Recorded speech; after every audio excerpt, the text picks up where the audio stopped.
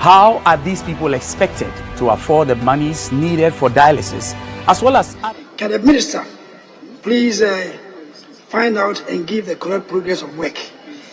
And then also, you said the contractor is mobilized. The last time also you said he was mobilized, and I told you that there was no contractor on the road.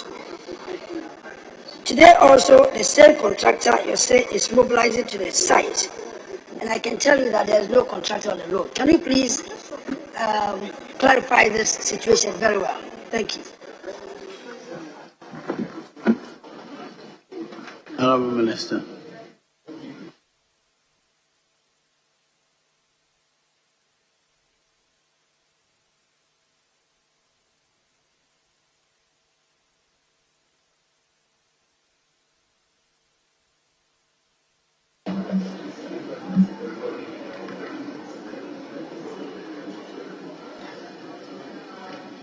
Thank you, Mr. Speaker.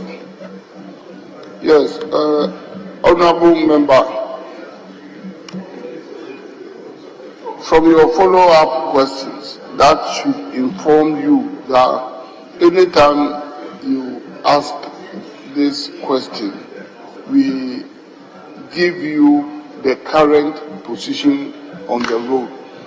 That is why perhaps you may see variations in some parts of the answers that we give you. It means that whenever the question comes up, we try to find the state of the road. Because once the contractor abandons the site, obviously there will be deterioration of the road, particularly as it rains. The contractor, if you care to know, on that road is Asabia Engineering, and it's a question of getting the contractor back on the road by honoring part of the certificate that has been raised. And when that is done, I'm sure the contractor will be asked to commence to honor at least one or two of his IPCs, because the contractor has raised an IPC certificate to the tune of 7.7 million. So part of this money is going to be paid, now for him to go back. I thank you, Mr. Speaker. Yes. Thank you very much, Mr. Speaker. If I can quote the minister, he said the contractor has since remobilized to site and works are progressing. I think it's different from if the contractor is now remobilizing. I think I share the same road with my colleague, Honorable Amankwa, and he can attest to the fact that there's no contractor in site. I will just from there this weekend. So if you can please confirm whether the contractor is remobilizing to go to site, or he has already remobilized and gone to site and work is progressing. There are two different words. So can you please confirm and let us know the facts on the ground? Thank you. Honourable Minister, is the contractor on site or going to site?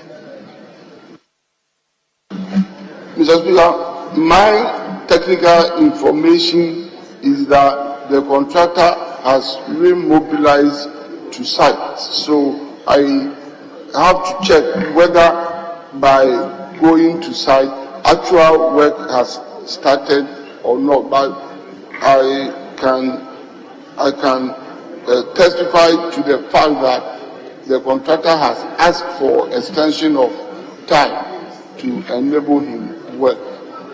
So whether when he remobilized to site, the actual work has started, I have to check on that, because this is the latest development. He was out of sight, yes, I agree with you, I must be very honest. But I have seen his letter for extension, that which I said is automatic, is going to be granted. So I have to check whether for remobilizing to site, he has started physical work on the road. I thank you. This. Very well. I proceed. Question number 1168 to be held by the Honourable Member for Norton, Samuel Okudzeto. I'm most grateful, Mr. Speaker. Mr. Speaker, I rise to ask the Honourable Minister for Roads and Highways when portions of the Eastern Corridor Road affecting the Central Kofi, Akpafu, Lolobi, and Likpe communities will be attended to. I'm grateful. Yes, Honourable Minister.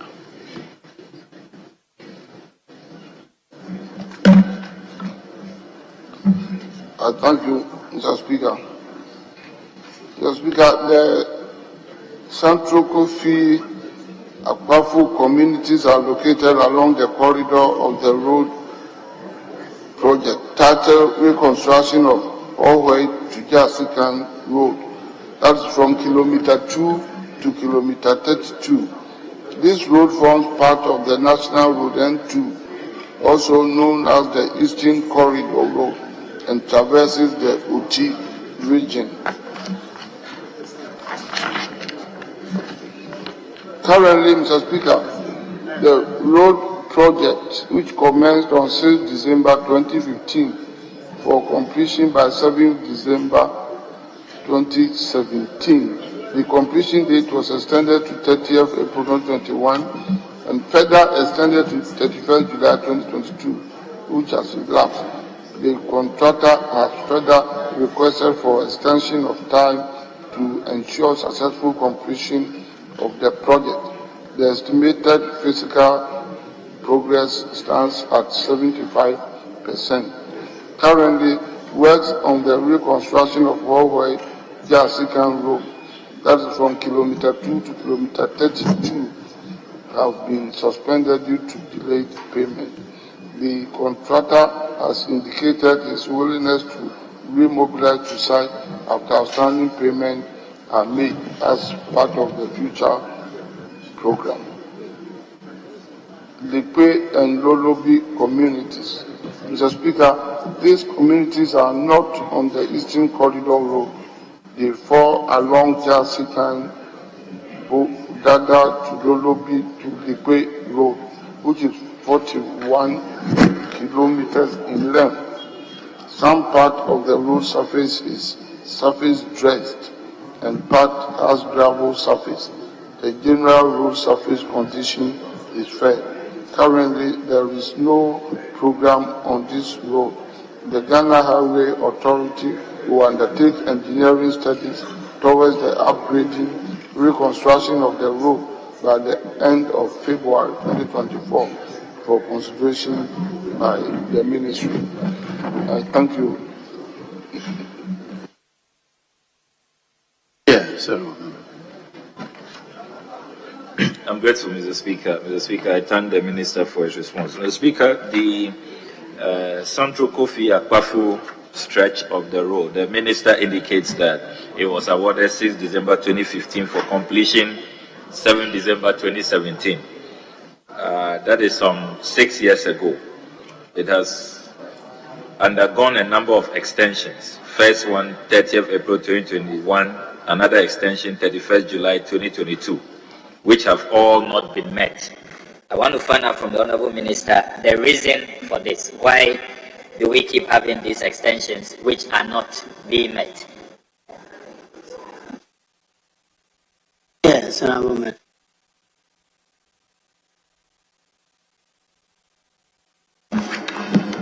I thank you, Mr. Speaker. Mr. Speaker, it's true that this road, as aforementioned, which was awarded as far back as 2015, has had a rare checkered history, and we kept on, extending the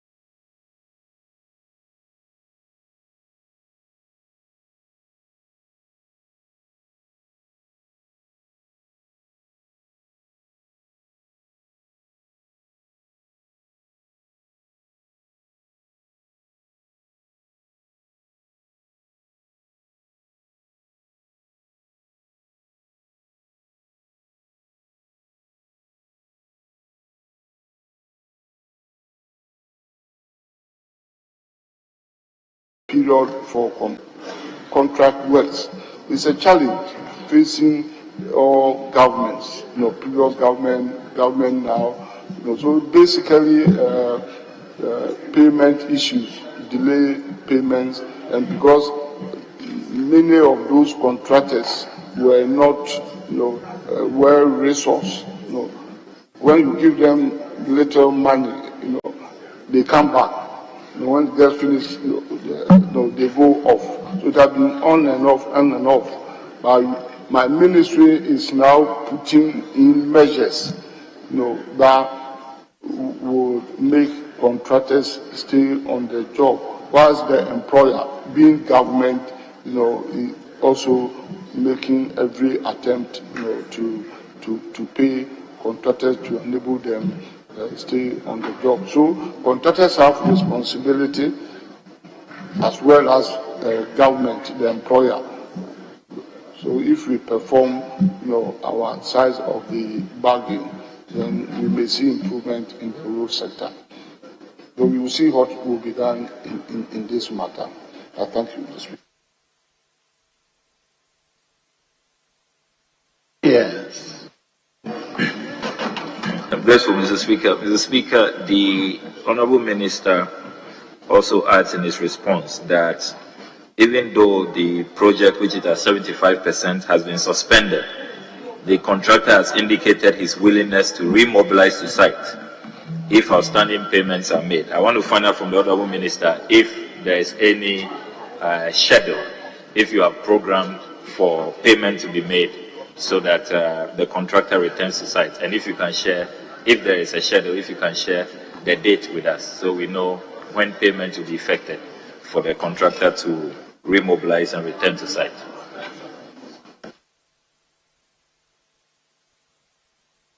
Minister. Thank you, Mr. Speaker. Mr. Speaker, there is a special exercise going on in my ministry in this area, particularly if a contractor works to such a high percentage of completion. Because, Mr. Speaker, roadworks is said that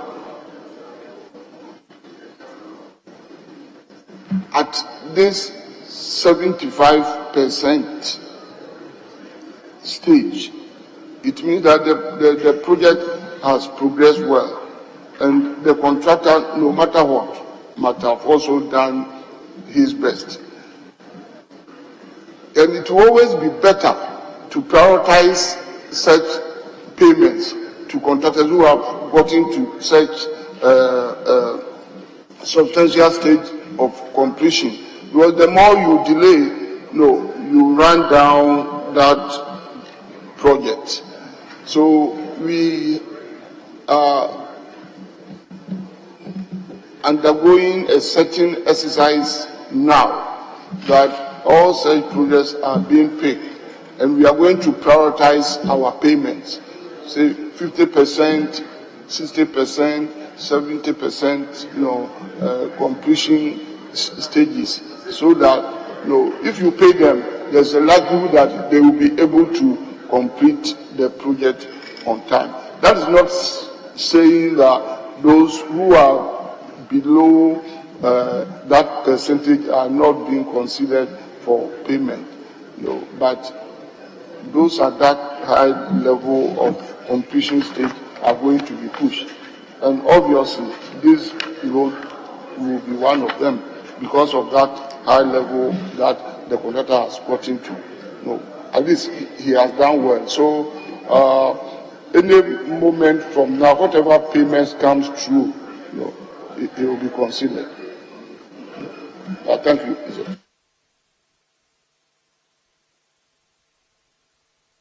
Yes, your last one. I'm grateful, Mr. Speaker. Mr. Speaker, my last supplementary question is on the Lekwe and Lolobi communities. Mr. Speaker, the Honorable Minister has indicated that the Ghana Highway Authority will undertake engineering studies towards upgrading and reconstruction of the road by the end of February 2024. I was wondering if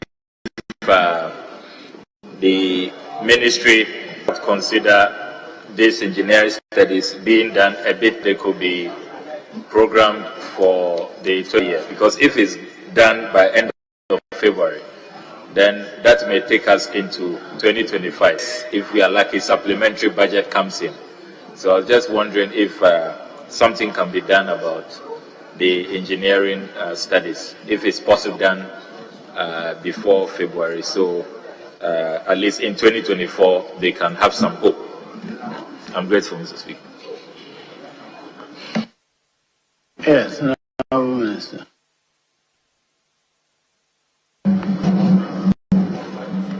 Thank you, Mr. Speaker.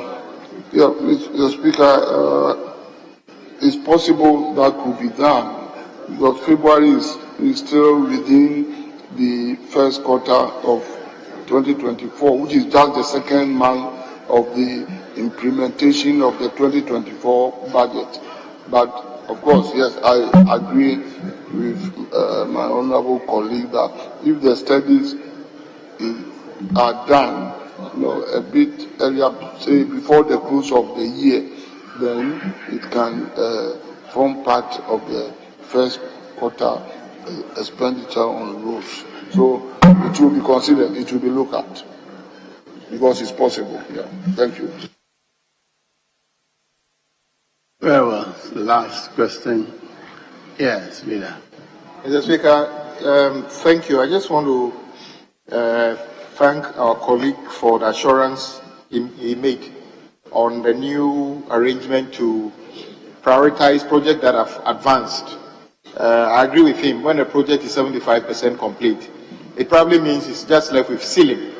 But if you don't do the ceiling, Mr. Speaker, all the investment goes to waste again. So we are hoping that in the 2024 arrangement or budget, if you can prioritize projects that have advanced to this stage, we will all have been preserving the investments contractors have made, which government of Ghana will pay. So can he assure that in the 2024 budget that is yet to be read, part of the payment we are going to be making would capture the completion of the projects that are in advanced stage so that we can preserve the investment? Yes, Honourable Minister. Thank you, Mr. Speaker.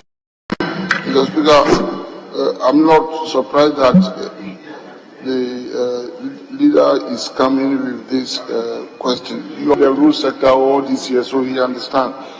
Anything around 70-75% means it has gotten to at least primacy level.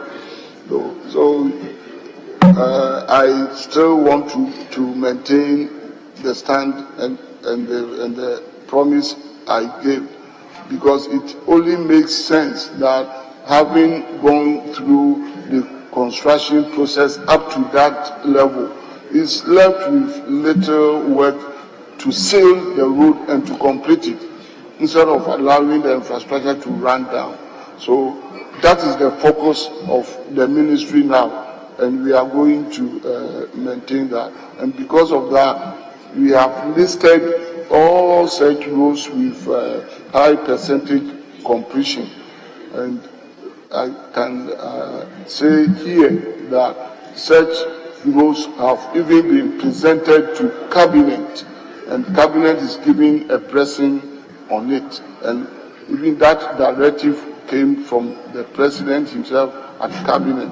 And my ministry has submitted a list of many of these roads that has gotten to that high level of completion, and it makes sense to complete them,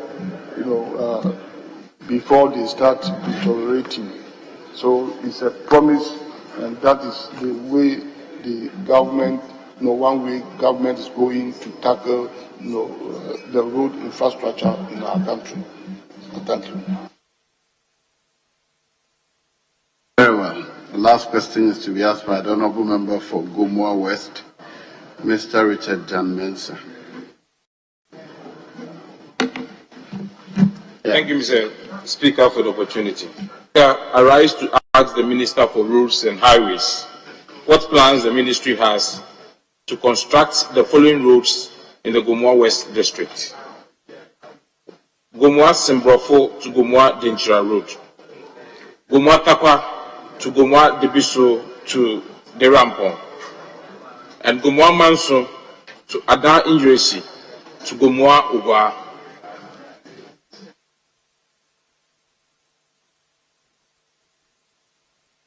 Yes, Honorable Minister.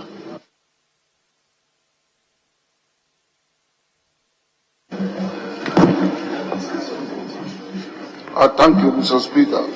Mr. Speaker, the Gomwa Simbrofo to Gomwa Denchira Road is 12 kilometers long and located in the Gomwa West District of the Central Region. It is an engineered gravel road with poor surface condition. Currently, Mr. Speaker, there is no rehabilitation or reconstruction program on the road.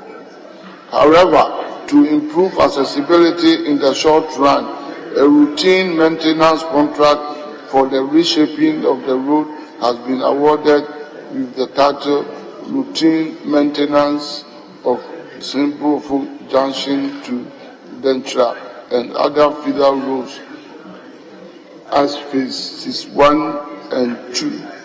The contractor is here to execute the work due to heavy rains at the project site, which is not conducive for reshaping works.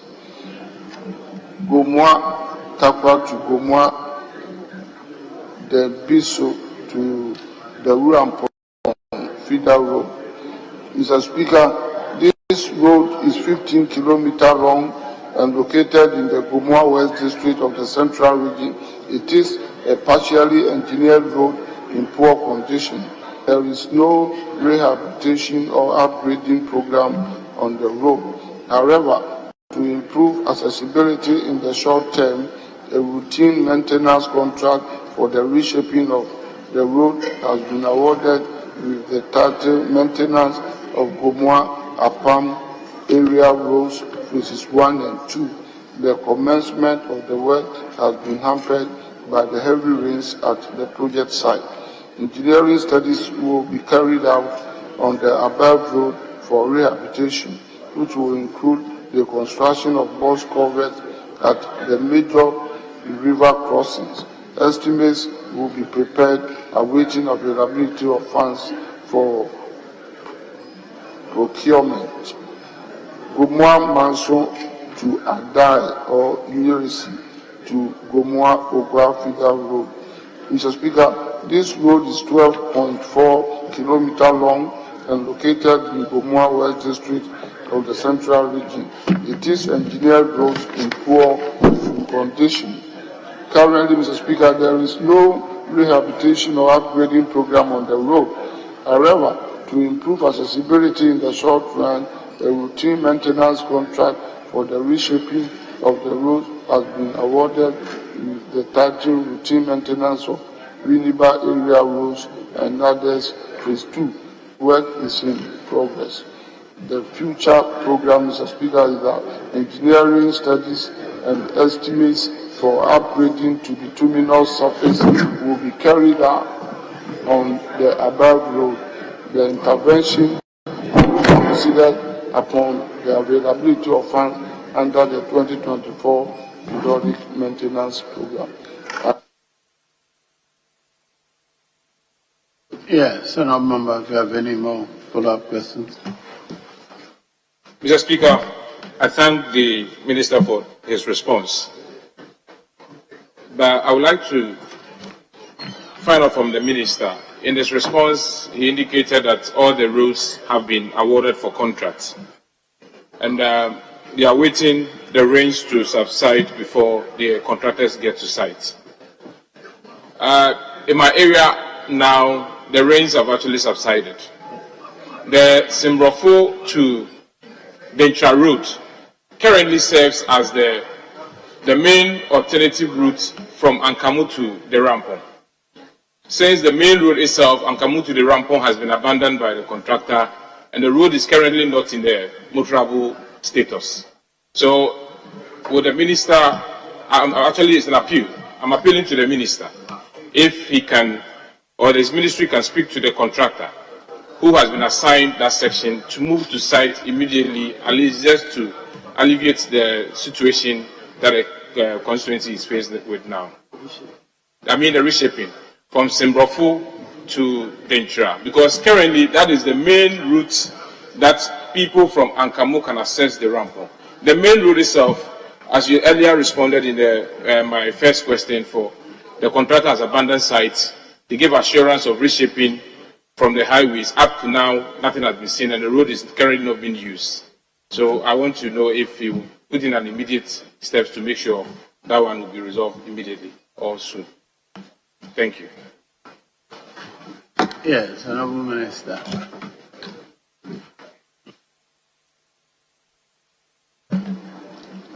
I thank you, Mr. Speaker. Mr. Speaker, yes, I share all that concern with my honourable colleague. And where we experience such problems on different stretches of the road, like I said, until there is a rare program for the road and is properly engineered, and even on that road, there are a few box covers that we have to build before we can properly reconstruct the road.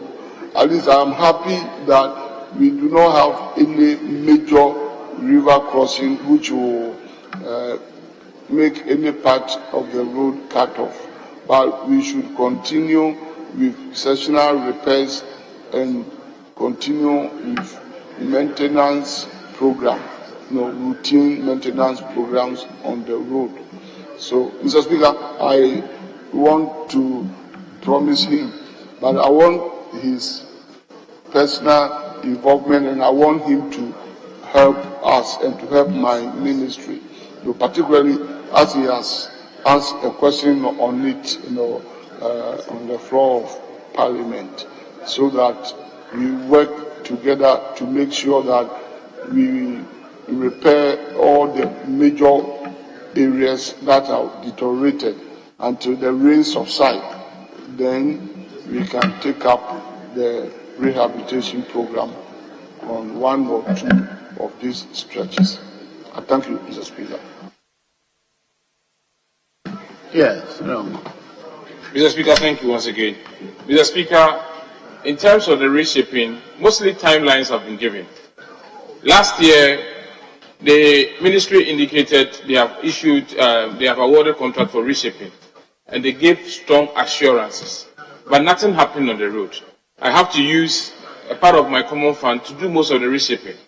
So I just want, because when you talk about we should work together, I have done more than necessary, and I keep doing it because I always get close to the ministry and even the agencies. So I am only appealing that with the reshaping, especially the Simbrofo to Dentra route, there is no covert required now. The reshaping is what I'm requesting, that it should be done immediately so that it can save the situation in the area. So, Mr. Minister, I want to ask that if you can immediately dispatch contractors to get to the site and help with the reshaping. As for the construction, I've already indicated that there are plans to do it. So that is, I just want the reshaping side of it. That is the immediate step I'm requiring. Honourable Minister, that's an appeal to you. Honourable members, I think that should bring us to the end of question time for today. Yes. You don't have a question before me, do you? Yes. Thank you very much, Mr. Speaker. I just wanted to take the opportunity to rise so that the road minister will see me and remember the Aroan road. I thank you for the opportunity. You're out of order. Honourable Minister, we thank you for attending upon the House to answer questions. You're discharged. Honourable members, that brings us to the end of question time for today. It is 20 minutes past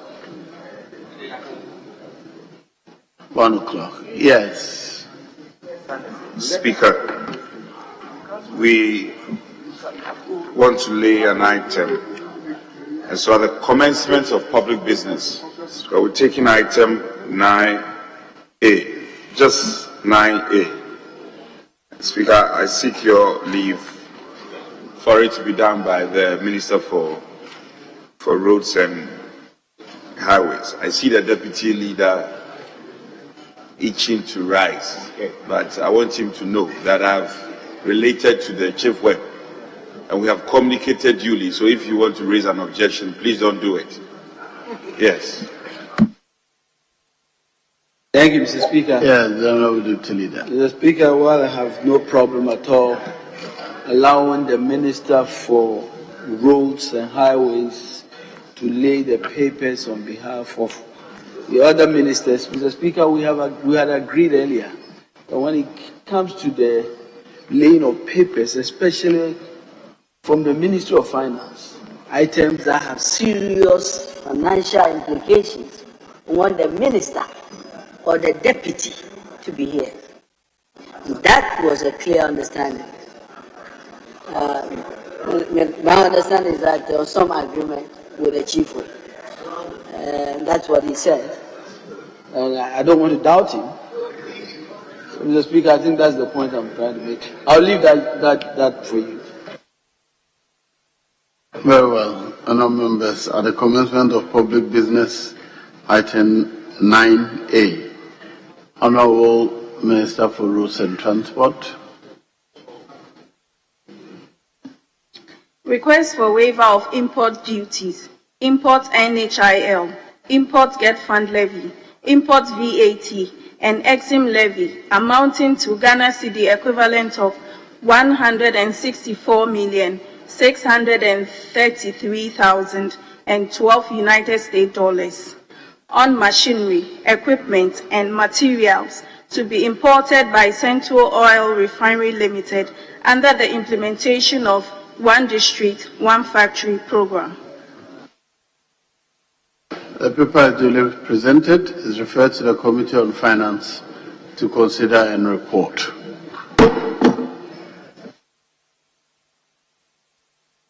Speaker, let me commend members for the forbearance and support, particularly the minority leadership and colleagues on the majority.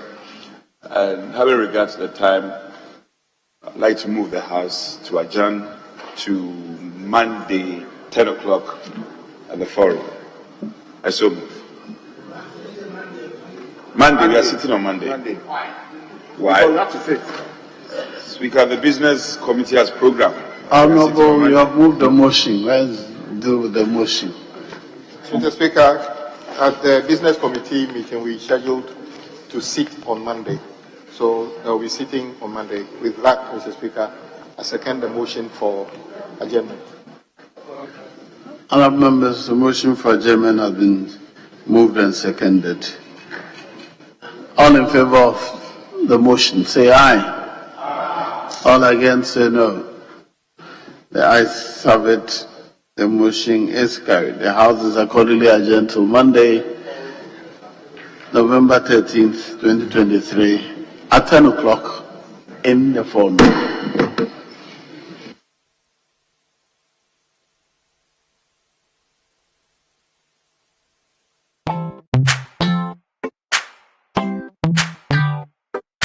Sweetheart, be mindful of your health. Idea products na the makeup. I welcome you to Sigma Health and Beauty. You can call us the Beauty Embassy. Who pursue beauty more revealed with quality makeup products. There is only one place. The Sigma Health and Beauty 2022 Ghana Makeup Awards Beauty Retail Business of the Year. Of course, we are the defending champions. World-class makeup brands and Kwanyet on you name it. Maybelline, Dark and Lovely, House of Tara, and many more. Your professionalism in the beauty industry is unmatchable. Ensure the proper way of applying our products. Sigma Health and Beauty, Yewa Accra, Makola, Georgina Stores, and Rollins Park, Gate 4. Fryer in 0248 138 596 and 0201 408 186. Or visit our online shop at www.beautyavenuegh.com. Sigma, your beauty, our joy.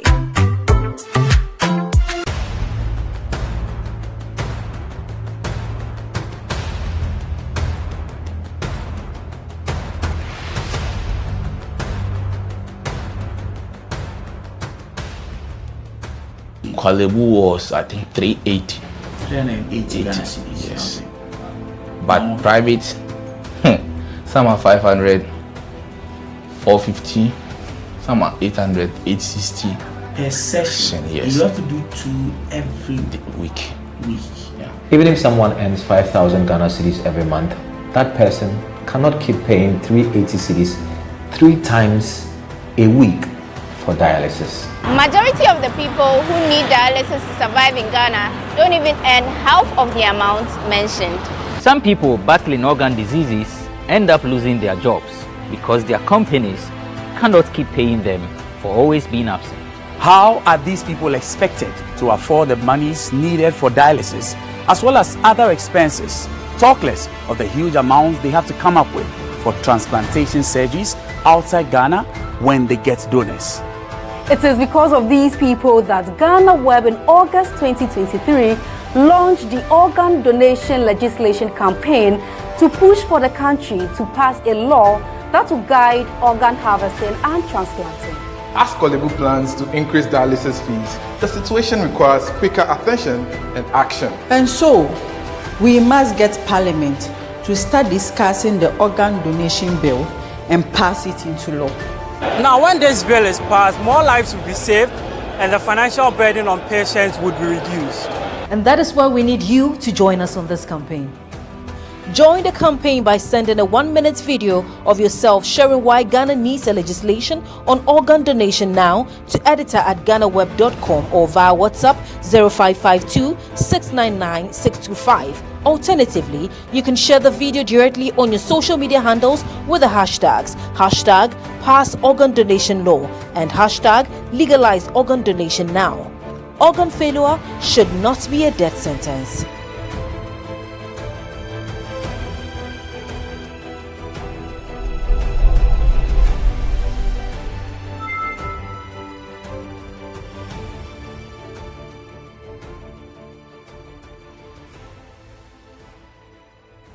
Everyone needs the perfect snack to munch on during a fun moment.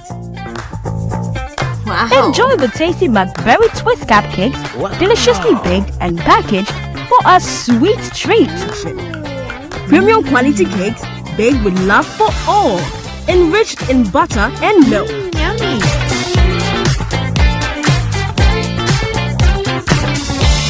Oh, McBerry Twist cupcakes. Simply irresistible. Try one today. This advert is FDA approved.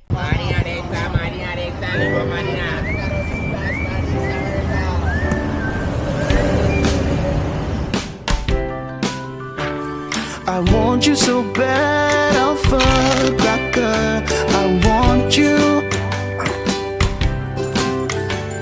I wanna say yes, I can't resist. I want you.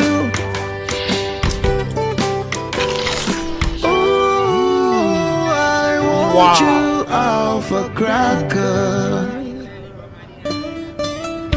I want you so bad, alpha cracker. Alpha goodness rich in milk and butter. In Alpha Cracker. Yummy and deliciously crunchy. But I can't resist you. Alpha Crackers. Simply irresistible. This advert is FDA approved.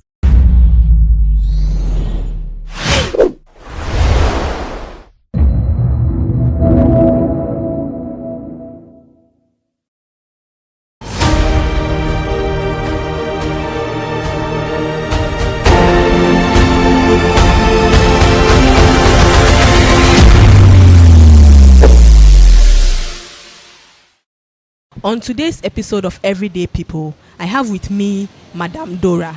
She is a maize seller and has been selling maize for over 10 years. Let's listen to her story. Auntie Dora, good afternoon. Now I want to say, maize nana. Enwana me. How many years? Ache. Now I'm in the business to say. Business, yehushimpo. Yehushi first na nka me kofa metime ton ade metime kofa no ma 5 no bottle ba ko be ne ma kofa 78 eno kra nsa nti siabra ayo nyama no emuyadi Pacho now started also me started a business like how was it? Oh, time me started a new business ni ye by sisiano enko sias first met me akoto 2 million 3 million meton by sisia me ko farmer fa 70 80 and so Pacho, what pushed you into maize business no our year over 10 years? Yeah, bravo no. And apia machine. Nenta manko school ankwini. Metina ankrofo nche. Be chen mi hwa embwa mi. E wo say mi amenye mejuma. Entina me de mi ho hye ade no. E brutoni. And I'm starting up to now. And one am me. Kasinti abrabono and na otina nkrofo chen. So how was it like? Na yedi nipa chetna no. En wo say obi be wo e de ne ba. Be kwa akomo obi say. Onti no na akola ne ntina nche e di. Ejuma en wo say oba ne nye krobeye. Si a owo wo oba tan ni ho a. Ubehwe akola no odi ni ma obi a onhwe ni sama odi ni be ye adwuma ehu hia ebi mu ukọ odi ukọ efum e de hwe ni ba odi u ye adwuma e de hwe ni ma ba wa uti ni nchan omwa ebi na mimi fem otimi ka chem se o next time ubeko school next year ubeko odi ni sana medinyi woni nche ena medifi ni nche ena ba mami ho no na nyaman mi hwa nyaman munye ya doso ente wo say me find me out ena me start e brejuma elwe sisi md2 Actually also mo dos na mo yesen 8 oto oye oto so number na mami ankasa oba ba akodida and me papa side me na me face enti wo say me na mami bande no ni nchenti me am ye face ma me nuanum na wo say me so me nkobo me bra na me defi nkobo me bra so free hona na be share maize na se na me pacho a friend is saying na osintie ukotena obi nchen ntina wa wofo no den na ma wo like omde ukoma obi na ne ncha meti no ya mesoa nti me papa sha ne mane society me nko kontina ne nche na me nko school ni wo ho ba ono wa hu ni sa e no ma me odi ubeko ni sa yeti me ko efoma ye fefoma ni akọ market akoton ade benu nyina echi no wa hu se me yobi a o wo se me nko school me tini ncha na mka chen se wo se me nko me mame ho eno kra no no mpese meko enti nya ma wo sa nko fanja me kwan wa fanja me kwan eno mame ba mame mo treatments now will go through no inform your parents say na ante ye me say na ante ye me what did they do about it kan chiro tese mi hu se mi ka chiro mo mbe ka se mi yakola boni enti mbo mama ni ena what no monche mi swa ba mi kaya mi nya 10 years woni ho asana mi finiche u finish na my friend say when you like when you 18 na manya 18 eko asana no do fame na nyamanya mi ka kira man for say nyama mi ma fame no mi pese o madam fubi ebe fame na akole bi be fame ti me ya mi hu nkole bi no mu fasa nyama ma ha mi ti atam so mi ti mi ka se o mi wo scan ka meboa ba mi nibi enti mi hu nkola akra no mu nam se omu hu ye fikra na metete na meraho na meti ona mesu anka onde me fa like a treatment ni bia ebiana ayakayaka dena no de ye no at least uni men share some ayakayaka de the fam de bebrio baby ebi mu ya sole anopa ye ndidi wo fie ye me particular say me ye ni braba ba me ndidi na me di me efun kom ekwafu me fiefo ni mba ni ma be sian ko market akoton ade meton ade bia anopa aduane a medi no medi ni ti say 2 3 ansa be ma me aduane di na ye pompa so e wo say menko min be ye aduane wo fie nkola ne ye bibi na enya me kura obe bu me se me na me ya ade no ifasa ne amanyine na otina ne nchen na onya 18 plus na okoye nti ukoye na oba ha se nti me fi ne nchen na me ba ma me mo ho ewo nkra nti weni na esi wenfa kofobia nti uba nti waware I want to know waware nkola sen now. No, nkola 5. You've gone through life in patrol. You've gone through life na any be ne na me ne be man ya bre enti na me kasa se ya fa nya me bebre mu ya bre je se me pese sa nya ma binum si a me fi se e betsi no ankoba ni sa enti ma yeko obrem ka ebrem ebre up to now me ne kasa na yegusu ebre ebi ne den enna bisemi obre na ebi nim se be pie bisisi akra be bi edi e beti beto no ye gis nyame adom na obi aboai edi ni baby di amai ayese ebusia akra no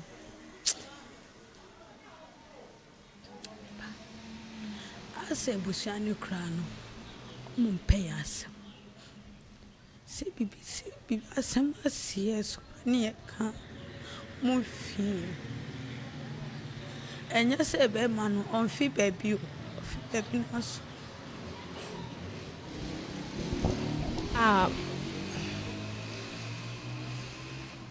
ma o feel say bi amwa yo mo boni ana say e bi ana okuna yo mo bibi ana say what do you think is the reason Nientia esinisa banye nyina mu no de aseda ma nyame se nyame ama ehu san ena ma pe musu embui yesi pian mekita minyanko nti sia so obi pese oboa o. That's what I'm about to nti man patron nti sia so obi pese oboa o ebia ahoche bia obeda na niama na where do you want the person to? Oh no, they boa me bia. So with the hardship no does it include your mobedi any no de nyame adom ti me call ba papa de so call ba nti yet me e manage ho pacho papa no ye juma pacho ye cleaner na pacho si ofri ebusia kese mu like ebusia titru pa nkofo ni ofri ebusia ankase ene ye bra we dan ho ye ti baby a almost ye ntu na ye wo UPS eno mbebupu ye niam nyina ombupu ye niam anu e ma niam mu ye di mai enti baby edi ye ti beto na ye di man e ma nya na minima kola nyise minima kola nyise nti ombupu ade na fide na ye di mai e chiro no eno kobo omu papa penyamani okobo omu amani no omu se edan wo fie ba yesi edan ni fie ene odi kopa baby wo omu ejume ene eda baby eda ni so no na eyobidie nipa ni so abase e wo se yintu ene etu ye no e wo se ye di nyama ni be kon wo se emfa nko ye enforce emfa nko no de o se onko ana me se me onkwa me de nkola ne beko ena mfo so de nkola ye koye for so de kolani koi e chirenu ena obi boy se o anya baby o dodowa e di amai ena sia enti dodowa na me free e di ba. How do you manage, because transportation from home to Hase? Yeah, manage yo. Bama, was it like this? Muware, you know, na tisana se nanse na bibia sisa ye. We are na bibia yes. Na efeni ye mo ankasa modie. Na bibia ye na ye ankasa ye di. Bibia ye na ye ankasa ye we ya bobo. E ho no bi na di asase ni mai na ye bobo kiosk was any team. Okay, so it was a kiosk. Nti eno na mwatine mwa fititi owo nkola ni na. Wow. Then it means abrabono e sha se ache, like most say mo feel hardship na che. Me dem am sorry. Say mama we su. And pesa o dey na pesa o ka che obi bi o pesa obo. Oh. Ni obi bia be de be bo ameno mani so. Minisha meka bani obi ade be bo ameno mani be so.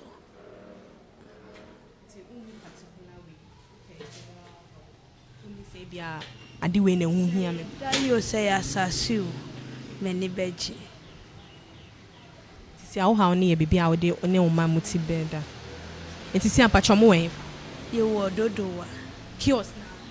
There be obi aya baby di amaye. Eno si yenti e wona nipa na asase so. O si yenti. This is the story of Auntie Doreen, and she's appealing to everyone to help her with a place to lay his head, because it hasn't been easy for her. So if you would want to reach out to her, you can reach out to us through editor@GhanaWeb.com. Auntie Doreen, thank you for speaking with us.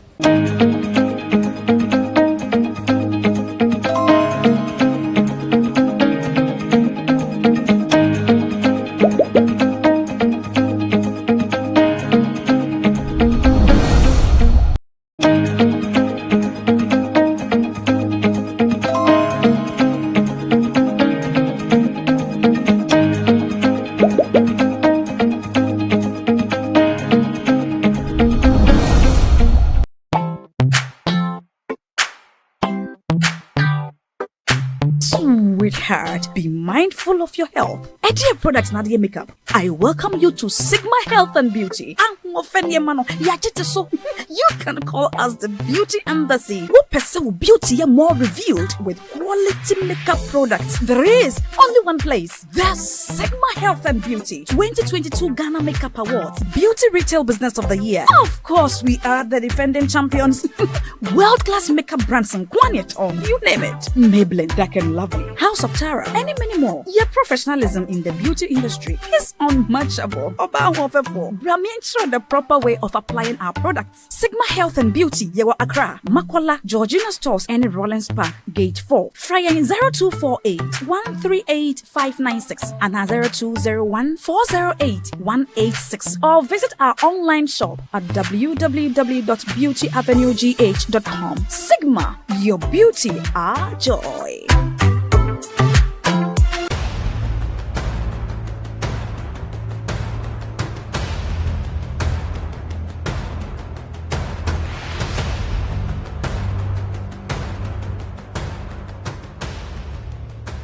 Kwalebu was, I think, 380. 380 Ghana cedis. Yes. But private, some are 500, 450, some are 800, 860. Per session, yes. You have to do 2 every week. Yeah. Even if someone earns 5,000 Ghana cedis every month, that person cannot keep paying 380 cedis 3 times a week for dialysis. Majority of the people who need dialysis to survive in Ghana don't even earn half of the amount mentioned. Some people battling organ diseases end up losing their jobs because their companies cannot keep paying them for always being absent. How are these people expected to afford the monies needed for dialysis as well as other expenses? Talk less of the huge amounts they have to come up with for transplantation surgeries outside Ghana when they get donors. It is because of these people that GhanaWeb in August 2023 launched the organ donation legislation campaign to push for the country to pass a law that will guide organ harvesting and transplanting. As Kolebu plans to increase dialysis fees, the situation requires quicker attention and action. And so, we must get Parliament to start discussing the organ donation bill and pass it into law. Now, when this bill is passed, more lives will be saved and the financial burden on patients would be reduced. And that is why we need you to join us on this campaign. Join the campaign by sending a 1-minute video of yourself sharing why Ghana needs a legislation on organ donation now to editor@ghanaweb.com or via WhatsApp 0552 699 625. Alternatively, you can share the video directly on your social media handles with the hashtags #PassOrganDonationLaw and #LegalizeOrganDonationNow. Organ failure should not be a death sentence.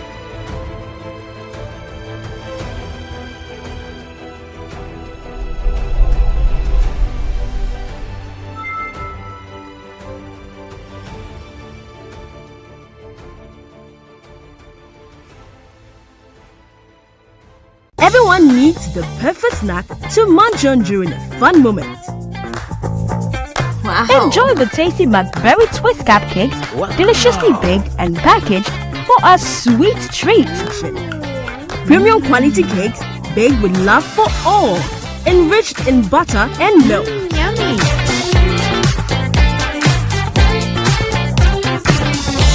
Oh, McBerry Twist cupcakes. Simply irresistible. Try one today. This advert is FDA approved.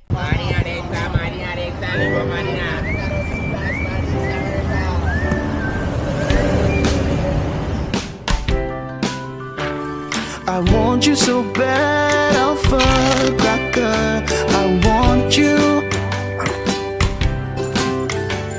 I wanna say yes, I can't resist. I want you. Ooh, I want you, Alpha Cracker. I want you so bad, Alpha Cracker. Have a goodness rich in milk and butter in Alpha Cracker. Yummy and deliciously crunchy. But I can't resist you. Alpha Crackers, simply irresistible. This advert is FDA approved.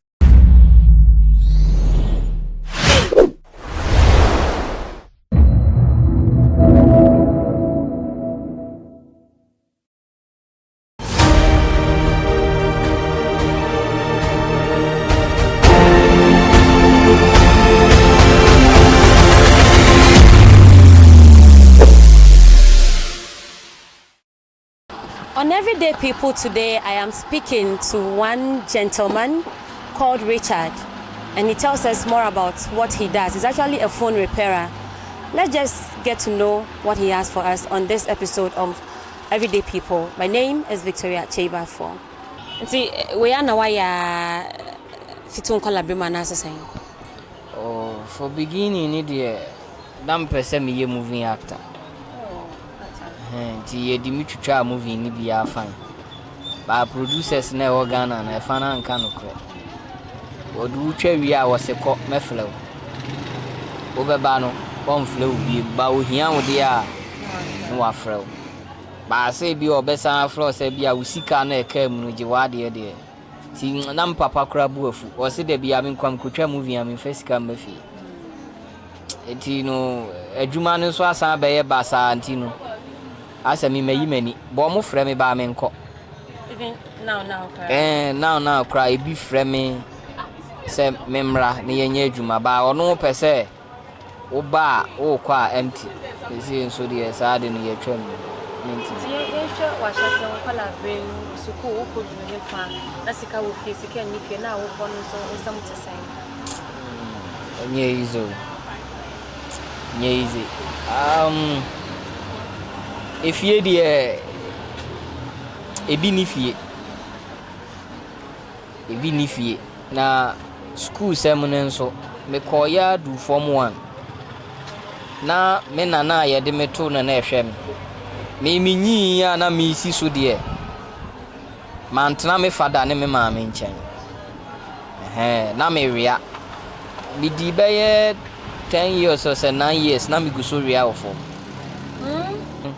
na me ria ofo ma eye obi a 70 mpon sole nante etime nana no anti scare na me maame ebe to me twene ne so one me fada tinom de omo won kran ha timetimi aka se me nana ba no na hwe me pa o no hwe mu school edwale ye no o kire me ebedu e na mini ho nti dwale sei ye ni sei ebedu baabi ono an na kire me ani eden kwa mefa so amenante iti once a while bi omo wodem mo ni ba omo so na me nante afia edem ho ababo abonten to ono kire me sani ya medwale ne we me kwa me fa so na me si me niema ni nyina ono an na kire me nti school sem no the koya do pieces ana mbeko form 1 that times na me na yale ti a trezam sewie ana ye be makwa na mo de nkraba se me na ewu tu owu ye na ye kwa yie ba ye be ye bibia wie ye senka me koto aso no ene ko ba se ye nto school atale ye foforo na form 1 hons na ye ko na afi na o masi ye school da na wie enti no obi anto na konwa ena books me papa enya se sika na ama me ena me nana be ma na ono so te ase wan fi mi eti na ase school mi di school atadada no ana eko me konso minya book nturo ebi won so amede kom yo fiti anopa to anumere na me nidi ebi wa maami bi onu so afi ye freni makarama ona ni kun didi na ebika na makwaji ne madi timihwe de wa de na ye wo ho na anu odin because asem maami mfi me tane na ekroben so etian kama nkwanta na chese asem hu ni se obi mfi mi bi sika mma ni hu de menye ekom so de me come na be man wa me na be man no oton waduru om friend watch mine no oton oye pharmacy the co so we need scar the mami it me sorry my sister bisika your friend a fiampo for the boy e de suma me se me fan command na 15 cd to be giska no mate se baby de akra a oba eye den ya obitumi asurvive ntino be giska no ma mfa nko ma me sister no na me fa ka anajo be ye 8 timbedu snacks na abo 10 na minya akra ka ti akra oba e obesi mi wo achimota na afi no mo ye kwan no ti na ye mfuturu fuka mbeda abonten mi hufi me da abonten sensu to ana hweme ti me da abonten wa achimota wo san adechi na minika me hye no ne ya chemu mienu so how much order over how many years oh me da abonten wo ho be 3 months ti me da ho na me ko achimota old station on first na ho no mu nyina lodu wo ho me ko old station wo mo san se akra me se ada akra ko na me ba no wan fama me du ana enti ade a me ye ni se o mo pa ya akra no mo kwa na mi nantidi ka na chi mi trezi ti ka ne be san me ho akra na mi trezi kwan no ti mi trezi ya de mi be si Independence Square ha ti mbedu am se ha na GTV for kan news na ya na da o machi na sa ha yen kran ti mi ya me se na me chi abom se na apo no wen an na me hwehwe fesu no se wa apo no da kira ha ya ti me ko na ya se apo na so ma ba akra me wa akra ti data am no so me beda center ade chi ni ya wia me mpaboa me so wu wia me mpaboa wa wia me nan mi ntimi nante Unya farming pabua welcome. Me nanti nko baby ahya na metna. Ade chi me pabua dam si ye. Mawu. Ti me nanti ya ba mbeto madam fu bi efre ni yima. That time no issue maker. O issue shine. So ye shoemaker man. O farming say ni nua. O me pabua no no kosesa no koto pabua ene me be ye pe. Sisa matale ma mi ko dwale ye to blush. Se mi nkotwi mesen. To farm se mi nua na me ni ye adwuma wo ahya. Oh shoemaker ndi ye chei. Tina odan ye. Na me da bontin wo station anti uko station akam 2 station on ma. Omu nyina ni medium de frame ya pozo. Omu nyina ni mi station ha de owie ni mi pozo. So how many years are we free won me bank kai? Oh, me ba ha de sesi metimi aka se me number 19 years. 19 years no apart from the shoemaker any phone repair no penny eduma wa ya. Enu na mbenya akwanya na me active film. You introduce me the co movie your friend Daf. Or the make on Yankonton film production. Timini eja ko mu ne lewen mu akorobatu mu nyina atwetwa bi. So at what point now we decided to have the phone na na be? Onu yima na na kire madwuma no. O kire madwuma bi no nya akonya no watu kwan. Tony Ghana. Oni ha. No watu kwan. Tutu kwan na de akoye ne se. Ese no me ntimi nka me kwatena kwan ho asirisiri skandi mba me tirimu poda. Me ba na me da bonten kura na me ho kire mu. Inshallah man tres kwa ho asiriskada. Man fan shim timi sinya sa na nyame ye me. Nyame wodi me be ye. So hanu say when they have ma. Do de ma me de ye friend eja bedu. Ono so ton covers wani mu he ya. Nanka eye me fo ni mpeso mbepne so. Bomu ba no ne omo de esi ani. Take it nyina omo betwa na mini sa 2 cd na no peso ne meko. Ena no eja bedu na ne omo de si ani. Sa ade ntomu hu nipa mobo. Aha na me nso metim nipa na nkotena kwa ho ansirisiri sika. Aha no no nso ye bi nkakanka se bi be kona no no de bi ahwe ne ba no. Phone no sha se enya be how many years? Oh phone de metim akasa ache eno a me de hwe me ho. In a day, Utminia phones are in our repair. Oh, sometimes I rehu. Bua zero kula. It's a bandit an hour day. The ayana, medical. Odo, a Ben Shranka, Madame Wense, we asked the one I said, Uti winning. A many pan, I said, we yam ya dear movia. Mimi will be a main country. You will be uncompassable buanco for pa, me I am yet. Madam fu be a friend a call. Nyami shiran. Ono na se me ho kire me a. Pa na me tu me nen to be a. Me mfre me father, me mfru bia. Na ma frɛ call. E call Charlie. Bia me daddy station a wo hu kra nya akono. Tu ni dan ya wo dem. That station. Na wa don fo na ni yesu de kan no ni dan ya na. Ono so no da bonten ha hozela man. Abontia. In the past 19 years now back Abontia na wada sa. Abontia sa. See to say in France, we so power den. Me da kiosk bi mu ha. Na me ka se udu kra de we anim na ye no ye mba hihyew aka kra na abu. Sisi obi ba na so se o akonya bi wan kan fa na ko be pese obenya akonya no de.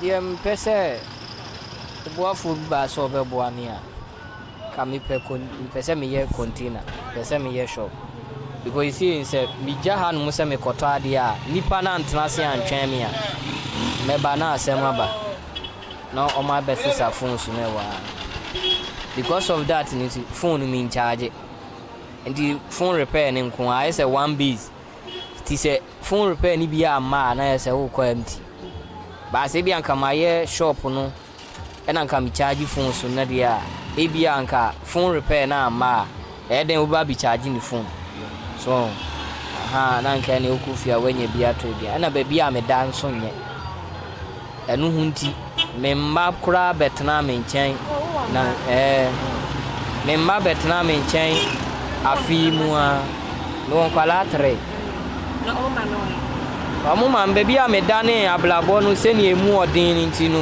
Once a service, sorry to say, money be paid the other. So, Tino or Omco. To Emma be a meeting in Tinema 26 December, ya car bomb me ba, Bema. I'm with you. Oh, sorry. 26 December, ya highway, Sisua. Ghana police went to me and ya the papa be Angie. Adibia wo nipa no honko amfa ama no yekosi akwala ne wie ye omo say foolish geese enye nipa na ode ka ne bo akwala ne fort nemu ya akwala ketwa na ka ne bo ne fort no how many 6 years entin kaminya baby papa te dia ka no so many beje sen we ya me man be ben me. That was the story of Mr. Richard.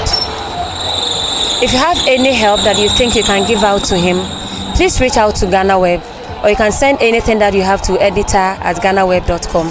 This is Everyday People on GhanaWeb TV. My name is Victoria Cheibafo. See you some other time.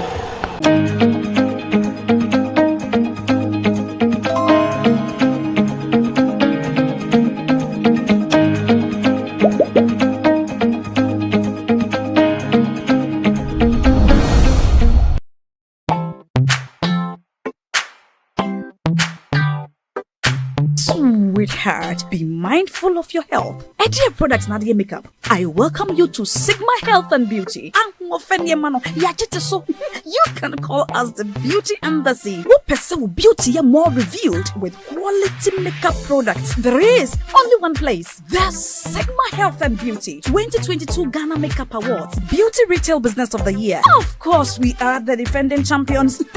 World-class makeup brands and Kwanyet, you name it. Maybelline, Dark and Lovely, House of Tara, and many more. Your professionalism in the beauty industry is unmatchable.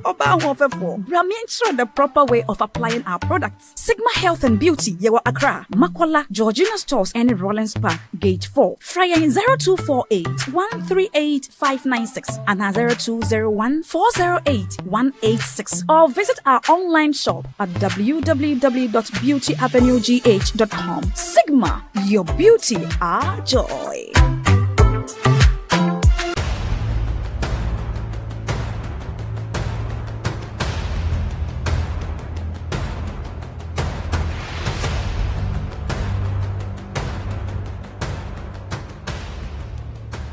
Kwalebu was, I think, 380. 380 Ghana cedis. Yes. But private, some are 500, 450, some are 800, 860. Per session, yes. You have to do 2 every week. Yeah. Even if someone earns 5,000 Ghana cedis every month, that person cannot keep paying 380 cedis 3 times a week for dialysis. Majority of the people who need dialysis to survive in Ghana don't even earn half of the amount mentioned. Some people battling organ diseases end up losing their jobs because their companies cannot keep paying them for always being absent.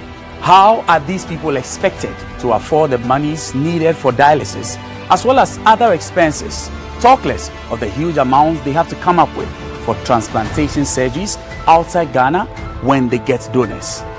It is because of these people that GhanaWeb in August 2023 launched the organ donation legislation campaign to push for the country to pass a law that will guide organ harvesting and transplanting.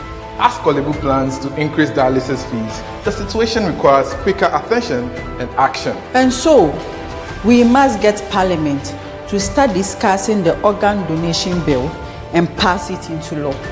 Now, when this bill is passed, more lives will be saved and the financial burden on patients would be reduced. And that is why we need you to join us on this campaign. Join the campaign by sending a 1-minute video of yourself sharing why Ghana needs a legislation on organ donation now to editor@ghanaweb.com or via WhatsApp 0552 699 625. Alternatively, you can share the video directly on your social media handles with the hashtags #PassOrganDonationLaw and #LegalizeOrganDonationNow. Organ failure should not be a death sentence.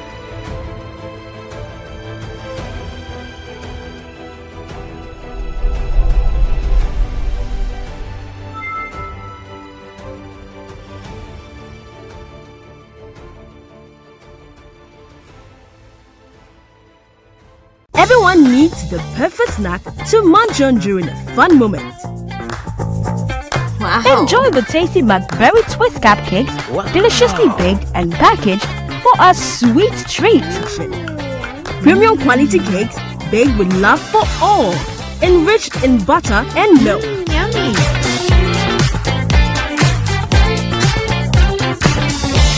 Oh, McBerry Twist cupcakes, simply irresistible. Try one today. This advert is FDA approved.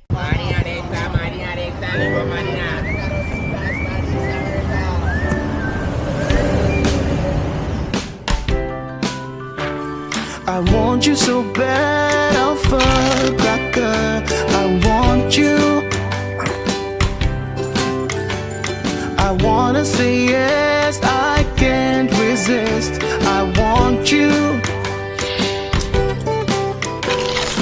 Ooh, I want you, Alpha Cracker. I want you so bad, Alpha Cracker. Have a goodness rich in milk and butter in Alpha Cracker. Yummy and deliciously crunchy. But I can't resist you. Alpha Crackers, simply irresistible. This advert is FDA approved.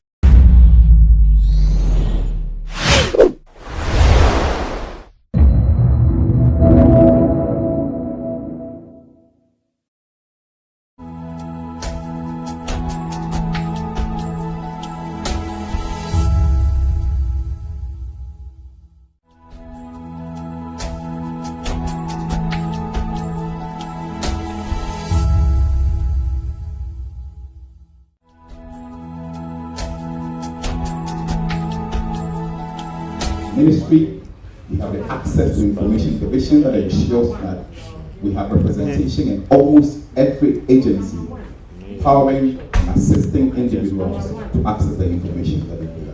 Supply. Supply is gated for, demand is gated for, and the regulatory framework. The fourth bit is government feedback programs. How does government get feedback from the people? The first is, as I told you earlier on, the ministry has revitalized the research division, automated the processes to ensure that when a government policy is announced, every Ghanaian across the country, whatever their sentiments are, whether the sentiments are positive, the sentiments are negative, or the sentiments are neutral, the ISD division, through its quarterly bulletin, is able to harness all that information to help government's next policy framework. The second bit is stakeholder meeting, and I must say that one of my favorites is the interactions during the dialysis campaign, and dialysis is a major issue that we run in the country. A team met with the Minister for Information, and the question was quite clear: Minister, how can you help? This is our issue, the cost is running, and how can you be a mouthpiece to fight with the government, of course. So this is part of the ways of driving feedback from government. The fifth is what brings us together today: media support program. What was the commitment that was made before, and where have we reached so far? And with that, I'd like to introduce my colleague, Mauli Sebefia, to take you through. Please, let's put our hands together.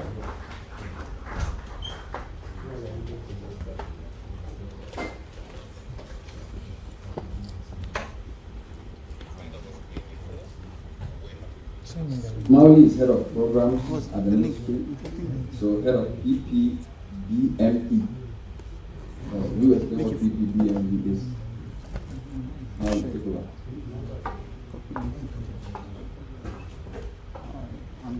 Thank you very much, Madam Chair, Honorable Minister, Honorable Deputy Minister, Chief Director, all people for observe.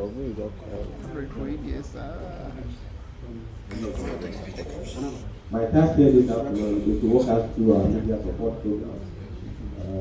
Programs that we started a couple of years ago And we think that it's appropriate for us at this stage to review them and to see where we need to improve things and improve things.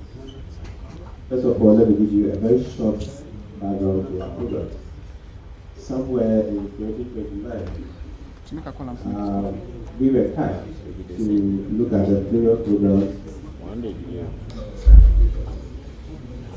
Sorry for the somewhere in 2019, we were asked to look at our programs and policies of the sector to see what we can do to improve our media subsector. It so happened that the best study that was conducted showed that there was really nothing in place to support the media ecosystem. Subsequently, we invited other stakeholders to come in to assist the ministry to identify areas of needs of the media sector and also to propose solutions to how to tackle the issues identified. And some of the issues that were identified included general capacity gaps for the media, absence of the broadcasting law, misinformation and disinformation, lack of funding, lack of training institutions for our media personnel, poor working conditions, and so many others. Since then, the ministry, working with all our other stakeholders, have been able to develop policies and programs to be able to tackle the issues that were identified. Now, these are the programs that came out of the policy that were developed as a result of the stakeholder engagement that we've had. The first one, which is the most popular one, is the Media Capacity Enhancement Program. And we've also been able to work with NMC and other stakeholders to launch the National Coalition and Intelligence of Journalism.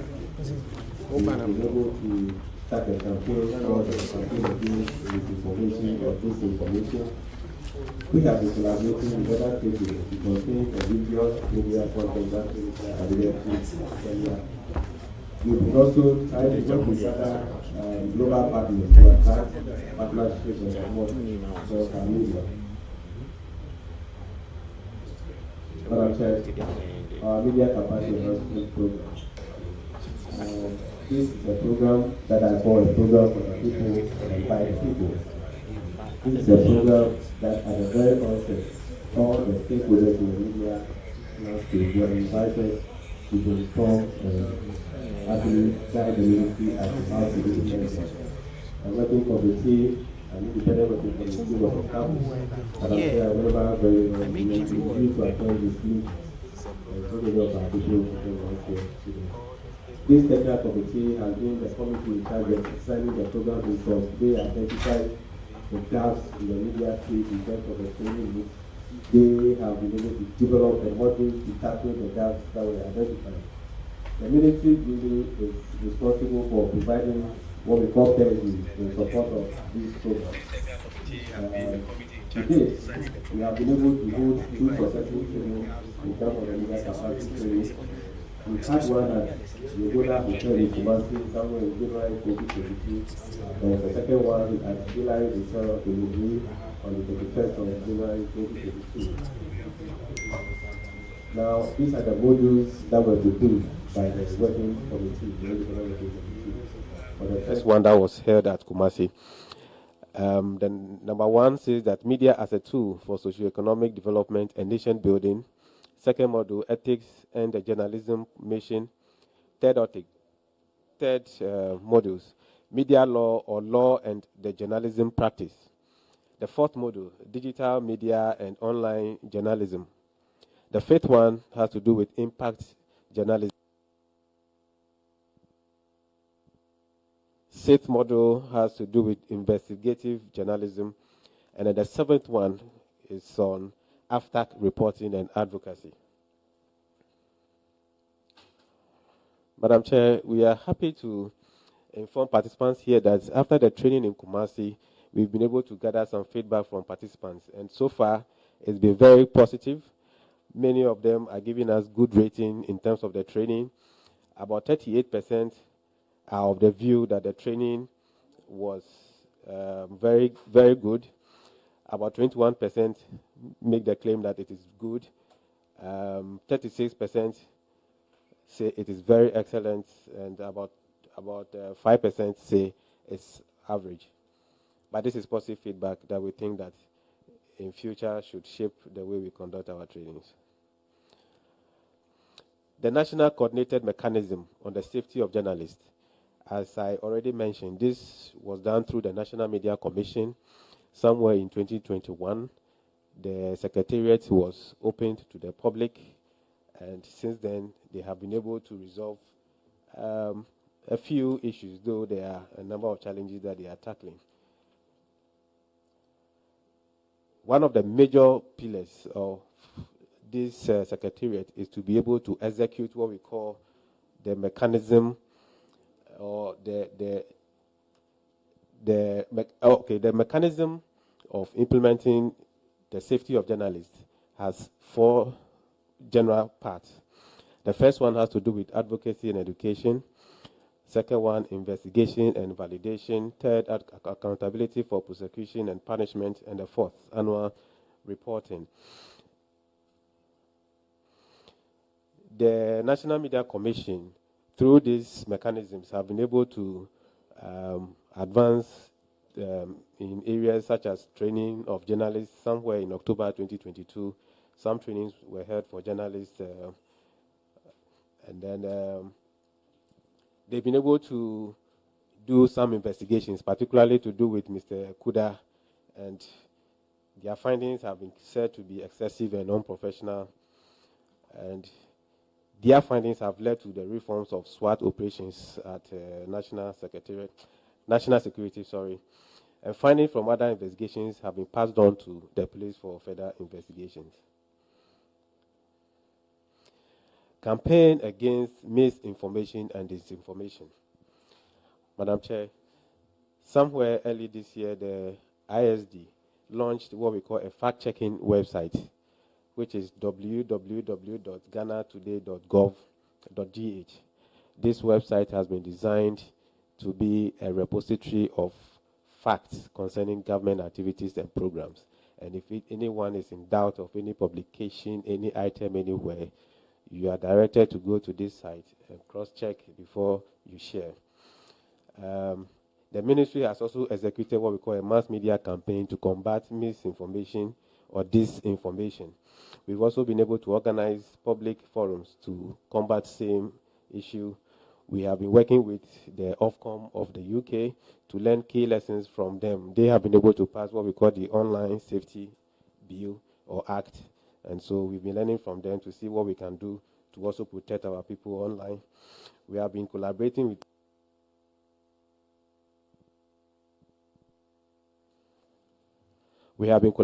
other stakeholders to develop our national action plan to combat mis or disinformation, and by the end of this year, this action plan should be ready for implementation in 2024. Madam Chair, we've also been collaborating with our stakeholders to contain what we call the egregious content in our media space. Only about a week ago, the ministry facilitated the launching of a center to be responsible for managing this center. This center was established by the National Communications Authority and is to be manned between National Communications Authority and the National Media Commission.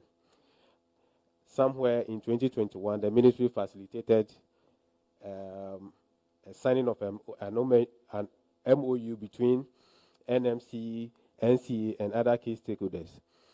Pursuant to this MOU, the NCA and NMC have established the complaint mechanism, which I've already talked about. And this complaint center is to receive complaints on any content on the media that the public feels very strongly about. There's a special number or there's a special code assigned to this center.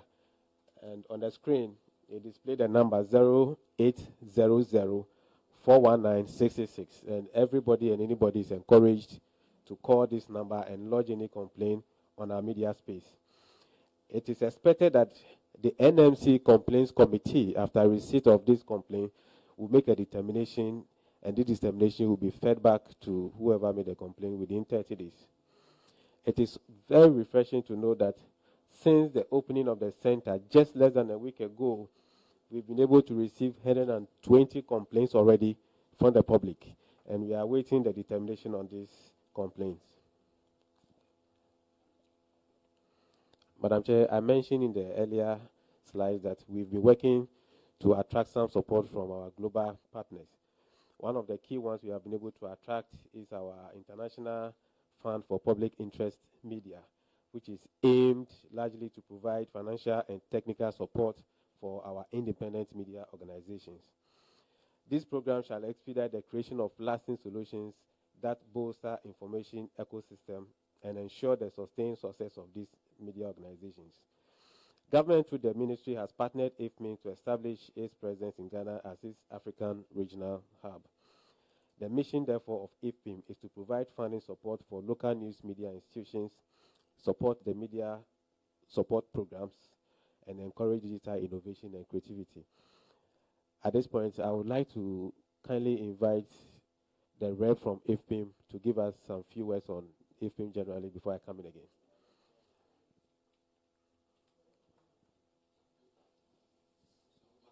Please go ahead. Thank you very much, Bernard, and thank you very much for the speaker. I'd like to recognize and acknowledge the presence of the Honorable Minister, the Honorable Deputy Minister, the Honorable Members of Parliament, and colleagues in the media. I also want to take this opportunity to acknowledge and commend my fellow journalists in the room. My name is Mahmoud Kamara. I'm a Sierra Leonean, and I was recently appointed to serve as the Regional Director for Africa and the Middle East for the International Fund for Public Interest Media. As you've heard, the International Fund for Public Interest Media was established to respond to a global crisis. There's a global crisis facing public interest media.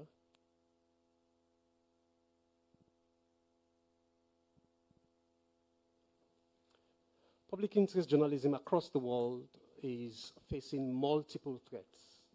It is not just the threats of capture or misinformation and disinformation. It is also the threats of sustainability and economic resilience. So I'm really grateful and thankful that we're here to review a program that was established by the state to support media. Now, Ghana is playing a leadership role in a number of areas and a number of sectors. This is one of those leadership roles. We also want to use this opportunity to thank the government of Ghana through the Ministry of Information, especially the Honorable Minister, Mr. Kojo Oponkunkrumah, for championing Ghana's position in encouraging IFPIM to not just come here, but also to establish the regional headquarters here. As you know, Africa has 54, or some people say 55 countries, and the fund could have been established anywhere in these 55 countries. But we chose Ghana.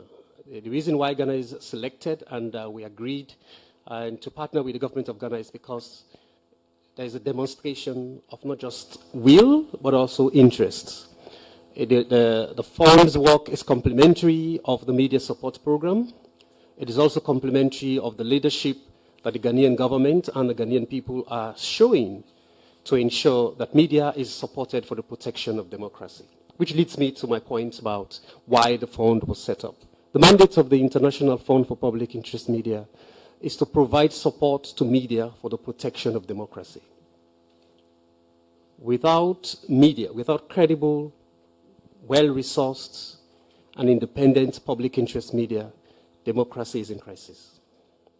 Now, even with all of that, we are facing serious challenge with democracy across the world. And before the fund was established, a feasibility study was conducted. And the feasibility study showed that the media is facing crises that range from what is now referred to as information pollution. We're facing capture not just by the state, but also by private commercial interests. And the proliferation of social media influencers is also threatening public interest journalism as we know it. In Sierra Leone, I worked with the state broadcaster in Sierra Leone and the government-run station. I know the value that credible, trusted, and independent media play in ensuring that people use the information to hold power to account. The fund in Africa covers 11 countries in Africa and the Middle East. 9 of those countries are in Africa south of the Sahara, Lebanon, and Tunisia.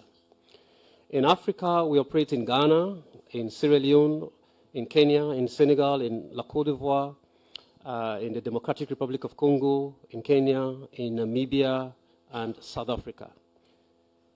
The Ghanaian government has been championing the cause, not just within the continent, but also globally. I want to use this opportunity to thank the government under the leadership of the president, but also through the ambassadorial role that Minister Nkrumah has been playing, that the fund operates in Ghana and supports media. What we will be doing is providing grants. So we provide core grant support to media outlets. It is one of the few funds in the world, perhaps the only one, that actually provides money for organizations to run that is not project-based. So we give core funding to media outlets to support their things like salaries and transformation of their production costs from analog to digital. We also support ecosystem level change. So as the minister was saying, as the minister was talking earlier, I could see the correlation and the connection between our 3 impact goals as a fund and the media support program. So first is to counter media extinction, what we consider as media extinction, to prevent houses from collapsing or from shutting down. That's our first impact goal. The second is to support innovation for economic resilience and transformation to ensure that media and to become less dependent on advertising. And then the third and final one is to support ecosystems change, where we support regulatory frameworks and changes that will ensure that the media ecosystem generally operates and free to hold the governments accountable. Those are 3 media 3 impact goals. I'm happy to talk more, and I want to use the opportunity to thank you all for inviting me. Thank you.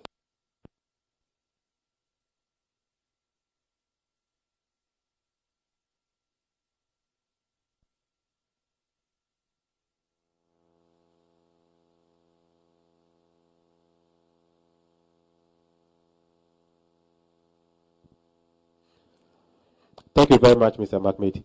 Now, our next steps on these programs, we are hoping that the Media Capacity Enhancement Program, the 4th cohort, or the 3rd cohort training, will take place on the 4th of December this year.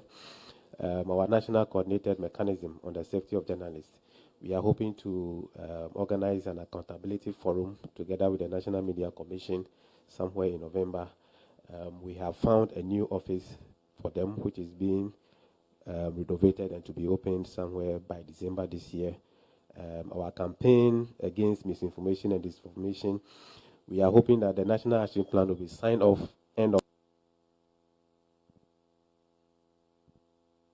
We are hoping that the National Action Plan will be signed off end of this year, and then the implementation proper of the plan will commence in 2024.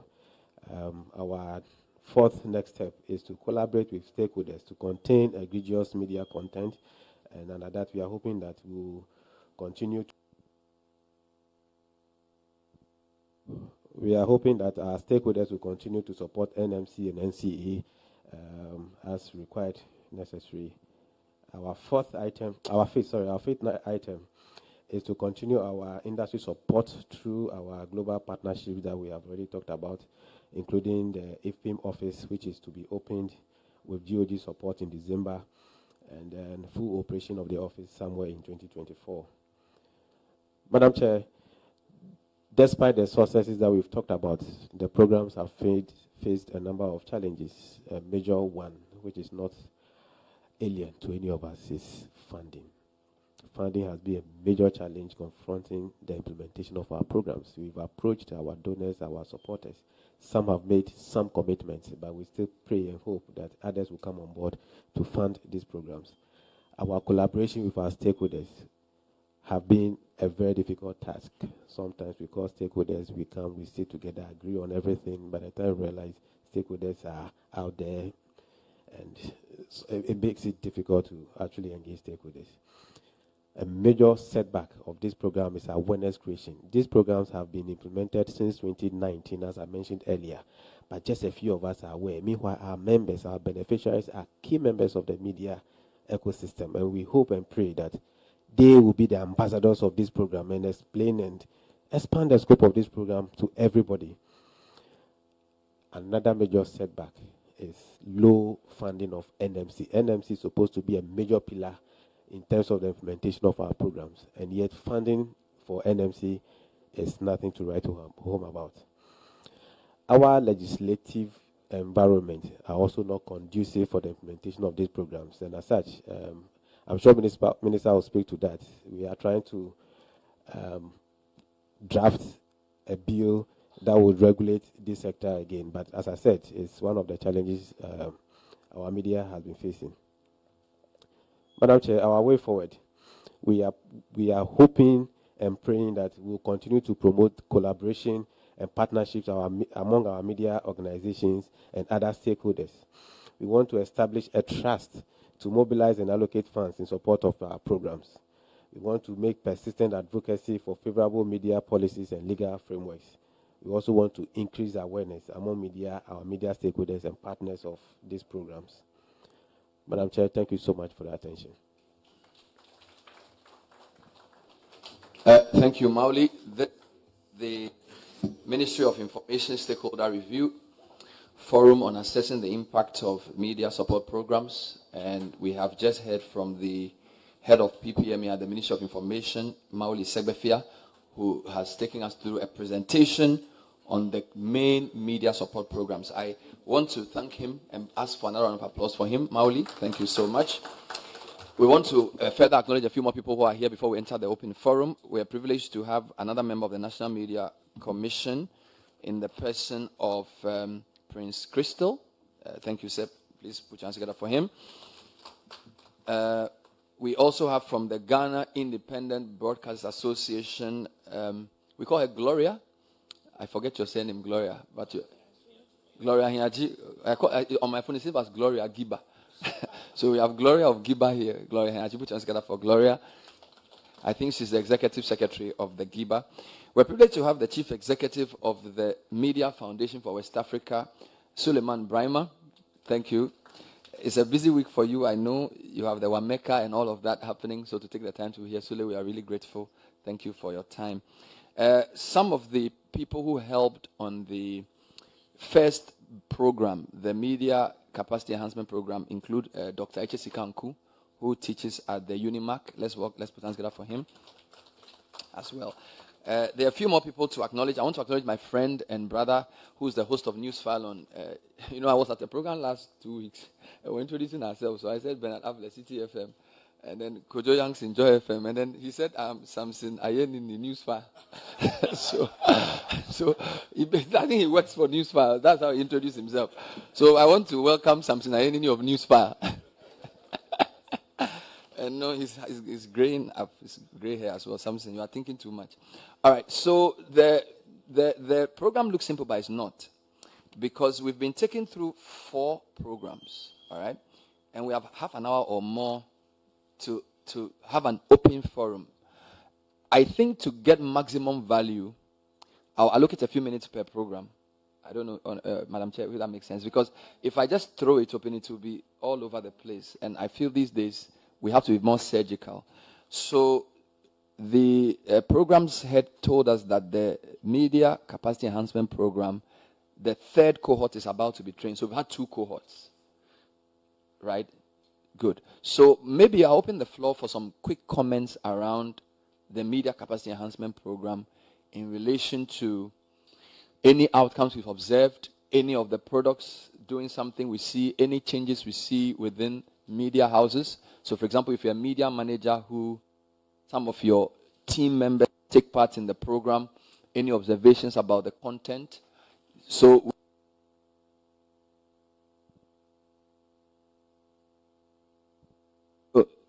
encourage you to talk more about impact or outcomes, because what Mauli has shown us is the output. The output is the program that they did. The outcome is what it changed. So is that a good way to go? So let's deal with the media capacity briefly. Then we'll come to the briefly. We'll look at disinformation, and then we'll tie the loose ends. So I want to open the floor for the media capacity enhancement program, because I believe there are media managers here whose team members took. So any comments around that? And also, Mauli, if you can put the, something struck me when you started the presentation. You listed about 7 things that were wrong with the whole media ecosystem, which motivated these interventions. Now, I want you to put that back there. I'm not saying that those things have gone away, but at least it gives us a sense of what we're trying to solve. All right? This was on your first slide. You didn't bullet point it, but it was a very important slide I wrote, just that the text was too small. The state of media prior to all these interventions: general capacity, gaps in the media, absence of broadcasting law to regulate and sanitize broadcasting sector, misinformation and disinformation, lack of funding, lack of training institutions, poor working and conducive conditions, editorial independence and objectivity, decline in reporting quality. These are serious problems. All right. So let this be at the back of our minds. I'm opening the floor, Madam Chair. Any comments on the media capacity enhancement program?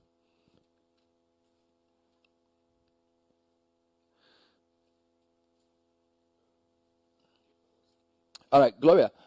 Yes, so some quick thoughts, because I remember when the program was being designed, there was always presentation from GIBA there, because a number of our members in GIBA have challenges with capacity.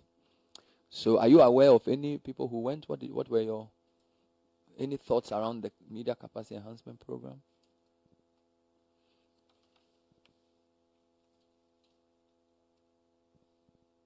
Hello.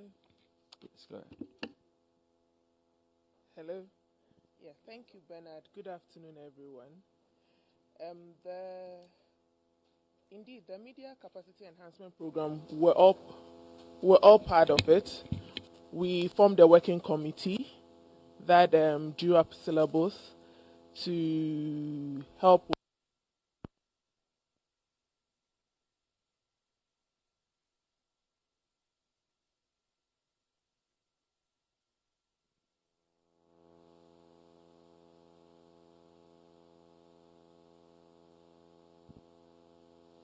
Yeah, so from the very beginning, Professor Gajapo was part of the whole process, and she even came up with the documents that guided us. So the workshop did come on. It was launched in Kumasi, hosted by Otumfuo, and it was a very packed program. And at the end of it, like Mauli said, everyone was appreciative of what had taken place, because the journalists realized that some of the things that they thought they knew, they needed more information on that. So it really helped in that aspect. So to that, we applaud the ministry for leading the process. And we are happy that, in fact, at the point we thought that was the end of it, because we weren't hearing anything again from the ministry on whether the program was going to continue or not, because we had made an elaborate program of having a session every quarter to be able to train journalists all over the country. And the one in Kumasi was just the inaugural to test the waters. So when funding wasn't coming in and there was nothing coming up, we were getting calls from our members as to what was happening, whether it was going to take place or not. But we didn't lose hope. We kept on assuring them that everything was going to work out fine. Okay, so I would like to say that the assistance from the MOI wasn't just in 2021. That was the launch of it wasn't just in 2021. Over the period, we've had some kind of assistance from the Ministry of Information, and which we are very grateful for. I'm happy that Mali also touched on the issue of the broadcasting bill, because I can tell you for a fact that GEBA as an organization has been really on top of getting the broadcasting bill passed, because we believe it would help and it would harmonize workings in this industry, because we realize that with broadcasting, we have both the information bit and then the technical bit. And we have two organizations that also regulate us. That's the NMC and the NCA. And we know that per the law governing the NCA, they work with the NMC. So to really harmonize their working relationship, we're of the opinion that the broadcasting bill would really help. So with the broadcasting bill still being in its bill state and not having, in fact, we haven't seen any progress, significant progress, except when the minister called for a stakeholder engagement. I'm trying to remember the exact date. We met in Alisa, various stakeholders, and we submitted written papers again on the broadcasting bill. And then along the line, he also gave us an update on where work had gotten to with respect to the bill. People have expressed doubts as to whether the bill will get passed, but it is our wish and our desire that the bill does get passed. So basically, yes, that is it. We would also want to give some recommendations. Gloria, hold yes. on. I'm trying to sort of manage this in a way that we'll move from program to program. Okay. So let's stay with the media capacity enhancement program. I have a direct question for you. How can it be improved? For example, they are going to do cohort 3 in December. Readiness type of program. I'll give you an example. This week we have 8 national service people in our newsroom. So the news editor Vivian has designed a training program from next Friday that we should train them. All right, because these are new people. Now we the guys doing the training, we've been in the media for long, right? Will the media capacity be better if it was made a trainer of trainers so that editors can train their people better? Or is it better for me to nominate some of my aides to come for it? That's one. 2, can we make it more sector specific? So like Bloomberg does a business kind of journalism training, so that we do more human rights kind of training. We want feedback on how to design or amend as we proceed.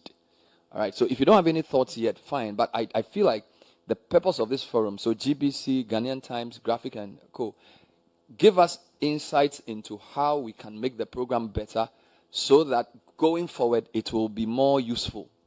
Please, did you follow me? So, Nidote, please, you have the floor. Okay. I'll come back to you. Let me take Nidote's comment. Thank you. So, Bernard, I'll give you 3 comments on the media capacity program. First of all, I met journalists in that room who have been practicing for 10 years and had never had any training program after leaving journalism school.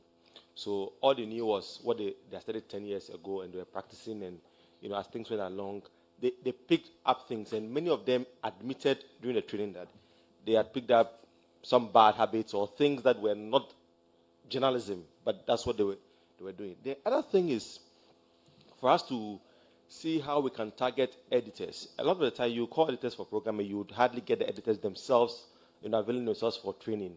And having worked in the newsroom, you see a story from when the journalist writes the story to when it goes on air or is published, and it's completely different, because the person who goes for the program says, this is what happened, and the editor who is editing the story edits it in a completely different way. So what interventions can we get for or put in place for the editors, the gatekeepers themselves, to ensure that they are in tune with what is happening and not just necessarily editing to suit their own styles or agenda or whatever they may seek to achieve. The final thing is, throughout the 2 courses that have been done, we've trained less than 100 people.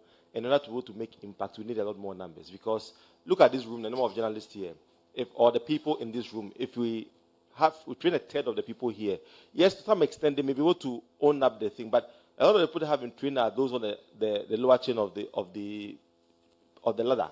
So how are they able to even influence change? So the question you ask about training of trainers may be important, so that even within the media houses themselves, when the training is delivered, they can go back and also offer capacity building or enhancement for other people within their newsrooms. Thank you.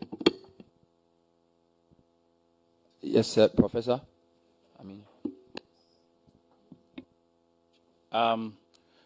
First, we have to acknowledge that the capacity building program has been a very fantastic intervention, which we should encourage to go on. And the last two that we have observed from the Ghana Broadcasting Corporation, our observation is that we would want to see some form of different orientations. Like, for example, at Ghana Broadcasting Corporation, you must have basic training in journalism or some degree before you are allowed to come in. Now, we will want to see how changes in the media ecosystem and how our staff should be able to adjust issues like fact-checking of primary importance for us.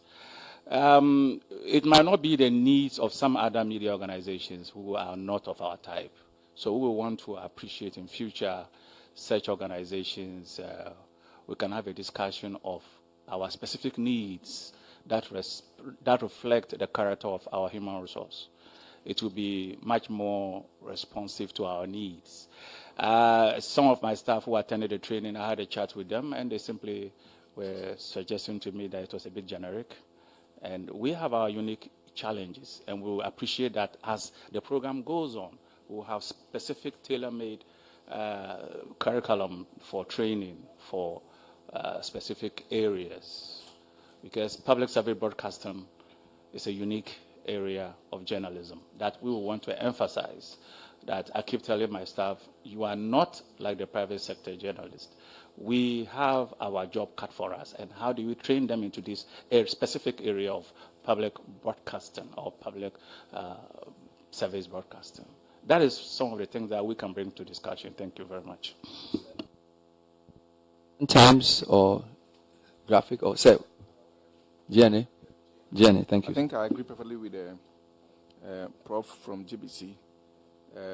Tailored training, if the media houses can be empowered, like you said, trainer of trainers, we know our specific needs, and then we can train our reporters, in the various field that we think.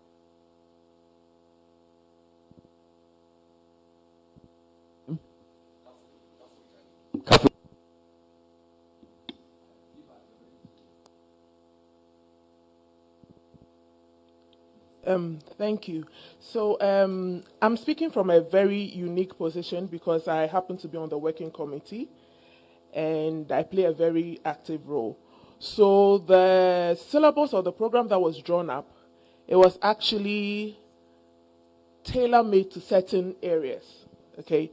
And we considered, in fact, our major aim was to start with trainer of trainers, because we said we acknowledged that we couldn't train all journalists all over the country because of resources, availability of resources.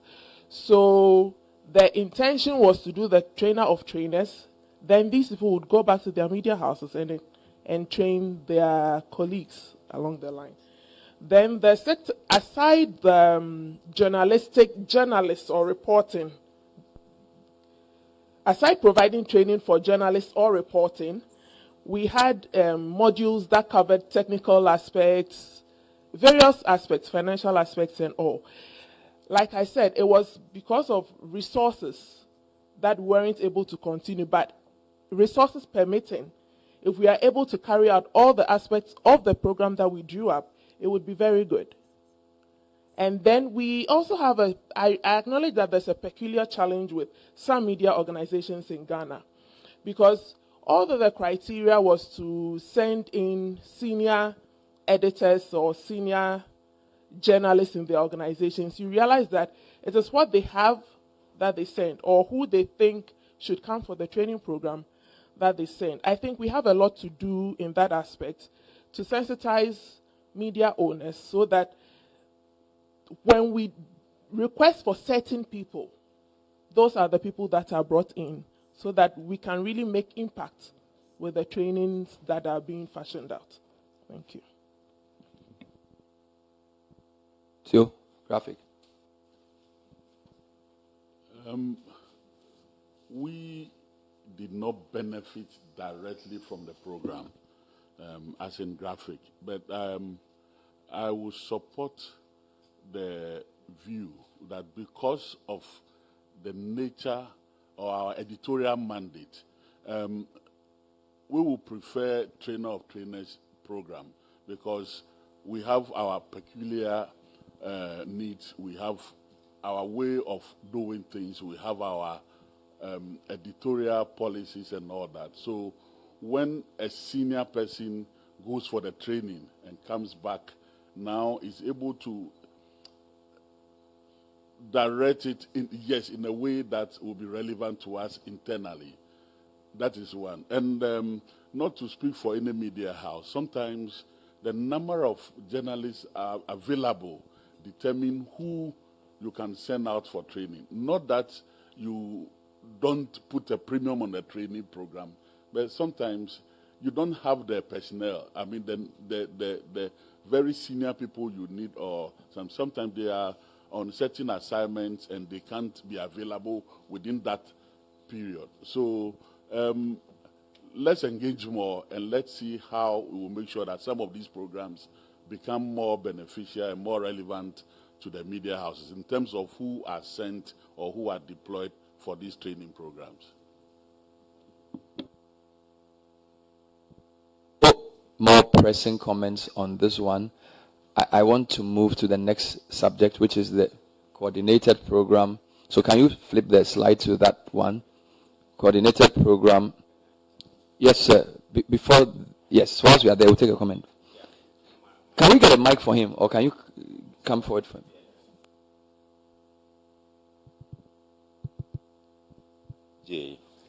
I'm the national organizer for the GJ. I would want to suggest that the course content be looked at again. This was done 2021, 2020, thereabout. And we've moved on. There's a lot going on when it comes to social media. And so I've seen that we have AFCFT in there as a topic. Why do we take that as a topic to be treated when there is a lot more there that can be done when it comes to social media? A lot of the media houses are doing great things when it comes to social media. So there should be some concentration in the training when we, in the next cohort, or we should just take a look at the course content again. Thank you very much. Acknowledge the GJ. I did not see you, neither did I see your other colleagues. So who else is from the GJ executive? So you are the main person. Thank you, Dominic. We appreciate you. Now, the next program is what is on the screen, the National Coordinated Mechanism on the Safety of Journalists. The 4 functions are there: advocacy and education, investigation and validation, accountability for prosecution and punishment, and then annual reporting. Any comments on this? For me particularly, we've had a situation, I think 3 weeks ago, one of our journalists was attacked again. And let's be honest with you, I didn't really think I wanted to talk to the Media Commission. So we reported to the police. And we, of course, this journalist was covering an NDC event. And the people basically attacked her because she was filming their hooliganism. So the NDC itself came out to condemn what they did and also said they were doing their own investigation. But we made a formal report to the police. I was not sure how to, Information Minister also reached out, different projects. I wasn't sure, and this is me as a general manager, I wasn't sure what the Media Commission was going to do because it was very clear, it was captured that these people attacked the journalists. So it's unlike the Kuda case where there were a lot of nuances and it was a fresh case. I think it was a very straightforward case of letting the police know the criminality that's involved. So I'm not sure if it's because of my lack of understanding of the mechanism or whatever, but we just reported to the police. And then we made the ministers also aware. So maybe you can comment on that later on. I think within the same period, there have been a few other incidents of attacks against journalists. And I'm not sure if there is a clarity on what this coordinated mechanism is or means. All right? And this is for me, who's somebody who's a senior journalist, supposedly. So maybe there has to be some more clarity on what the mechanism means. All right? Because if somebody's been attacked, you report to the police, which I did. So maybe Minister, you want to comment, or somebody else has an experience with Samson? Yes. Yes. Thank you. And I suppose it will be obvious why this is an area that I have an interest in. Because very naturally, somehow, I represent quite a good number of the journalists who have been attacked and have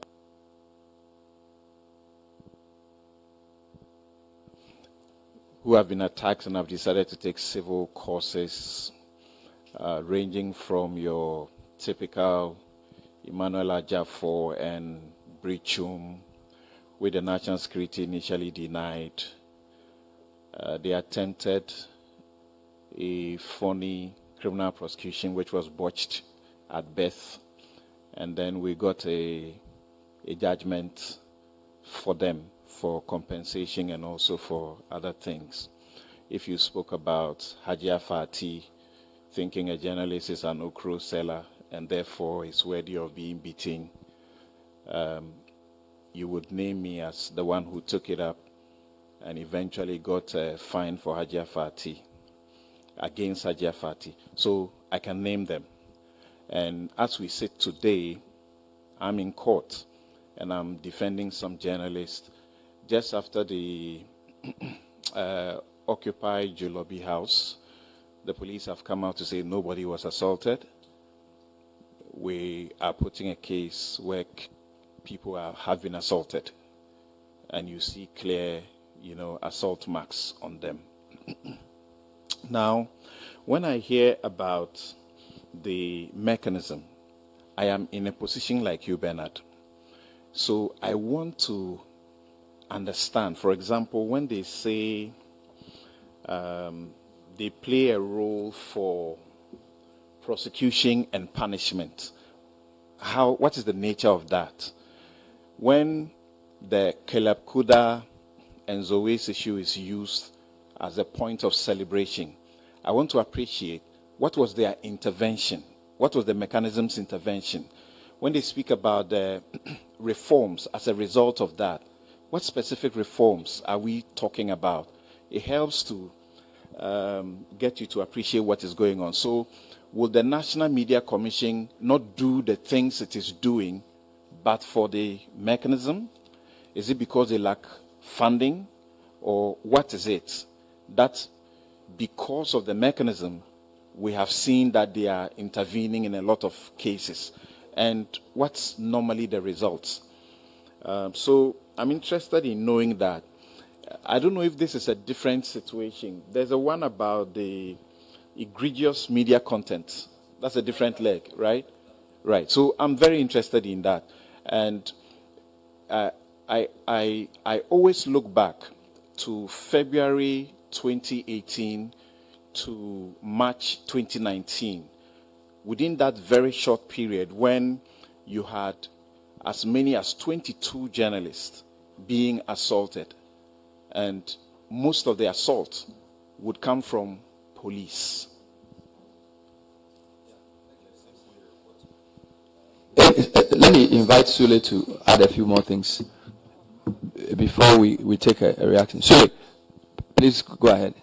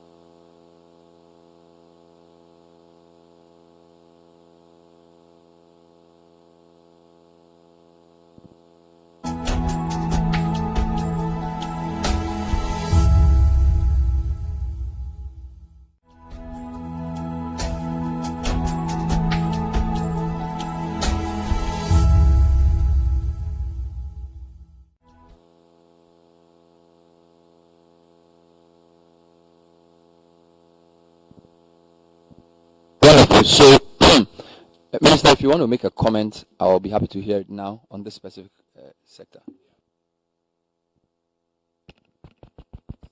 Yeah, Bernard and colleagues, many thanks for, I think, the various perspectives that have been shared. And I'm very happy that, colleagues are asking some of these questions. I want to take you back to the very first time we had this conversation, I think in 2019 at Alisa Hotel. And we sought to model this around the UNESCO framework, where you have to focus on the multi-stakeholder approach, asking what is the role of various stakeholders, and how do you then put all of that together and execute that as a going concern. We agreed that, for example, media owners and media practitioners themselves have responsibilities. For example, if you are covering a demonstration, how do you dress up? If you're in a war zone, how do you dress up so that you can easily be identified and protected? Security agencies have a certain responsibility when even managing a demonstration with crowds and you see journalists in them, how do you, proceed to handle them? What is the responsibility of the police to investigate and to prosecute? What is the responsibility of the judicial service? So we did all of that. And all of that is what went into this four-part mechanism from Alisa Hotel in 2019. That first, we needed the NMC to be at the forefront doing a lot of advocacy and education of journalists, of security officers, and of the general public, because there are people in the public who think that if you are not happy with what a journalist says, slap him or beat him. That's unacceptable. And so the first part of it was this education and advocacy in line with the various responsibilities of stakeholders. The second was about the fact that we had also had instances where persons who were journalists had sometimes claimed they had been assaulted, and it was found out that it wasn't exactly the situation. And then also there was, alongside that, the question was, so who is even watching the police and the rest who are supposedly doing this investigation and prosecution? So two things came out. That the NMC itself needed to have a better system for tracking these reports and for investigating these reports and impressing on the police to fulfill their obligation, which is to investigate and to prosecute. And so you see that the third part of that pillar was, and I like how Samson put it, Samson said prosecution and punishment. It's accountability for the prosecution and punishment. So for example, for us as a ministry, we have reported a number of cases to the police. And anytime you ask them, they say, we are investigating. Under this mechanism, the police, the armed forces, because they also get involved, and the judicial service are required to every year sit with us and go through these issues that have been raised, some of which are still hanging, whether they are still investigating or they finished or they've prosecuted, and we are not happy with the kind of charges that were preferred, or we think that the sanctions themselves were lenient. We don't have any specific framework beyond just talking. But that accountability for prosecution and punishment, which under the framework happens or is supposed to happen at an annual forum, is what gives us the opportunity to tell the police directly, to tell the judicial service directly, to tell the other parties directly that these charges you are preferring, we think are minimal charges. These sentences you are giving, we think don't cut it, and that's why people are continuing with this impunity. And then also at the end of the year, you recall in the UNESCO framework, there's a need to annually provide data on what you are doing about it. So in the annual report, that part of the framework was to provide an opportunity for Ghana as a republic to be responding to what it was doing. So all of those were the things that were distilled into the framework. Now the framework we also agreed needed to be implemented by the NMC. And the NMC, you recall, mentioned that they required support. They didn't have staff. The NMC has only a permanent staff of 11 permanent staff. They don't have the staff, they don't have the resources. And so what we did was, because this was a matter of priority, come together to provide the support to set up this separate office for them and give them the kind of support so that they could then pay more attention to this subject and execute it. We are of the view that implementation is not reached where it should reach. Advocacy and education, they've done a little bit. We managed to get some resources from UNESCO and then the National Commission for UNESCO to help them in that area. Investigation and validation, and Samson asked, that's where, for example, in the CTFM incident, it was the office that did that investigation, and within 3 weeks, faster than their normal complaint settlement thing, issued the findings and recommendations. Which findings and recommendations were what were accepted by the Ministry for National Security and used to disband these SWAT teams that were at the place? Subsequent to that, what they inform us they've been doing is that when they investigate, they pass on their findings to police and impress on police to go ahead to do the prosecution. But how are we getting police to the table? That's point number 3. How are we getting the judicial service to the table? That's point number 3. And then finally, what do the annual numbers say? Is it getting worse? Is it getting better? Are these interventions working?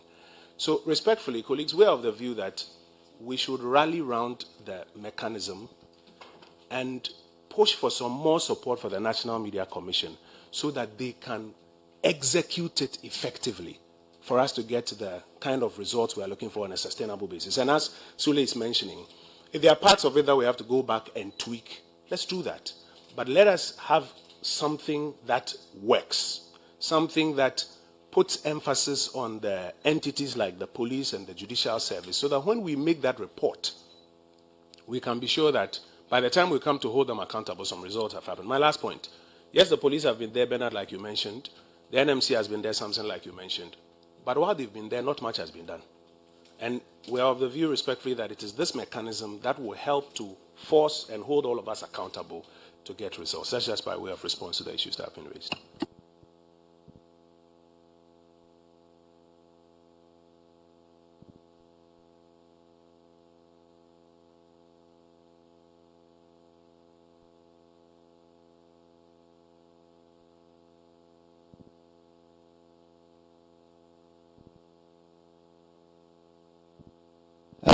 Wonderful. Thank you, Honorable Minister. I wanted to suggest that we move to the third, Madam Chair, item, and then we can tie the loose ends. So I believe that's the campaign to combat misinformation and disinformation. I think this is rather recent, if I'm not mistaken. It was last month, a big conference was held, and I think the GJ Awards as well emphasized on that, Honorable Deputy Minister, if I'm not mistaken. So maybe I'll just take some quick thoughts on that misinformation. My only comment as an observer of the media is that, Minister, what I would say is that there are social media platforms that have invested in disinformation, particularly during election times. So in 2020, I would notice a lot of accounts, which are like bot-like accounts, that would deliberately put out information and also attack media personalities.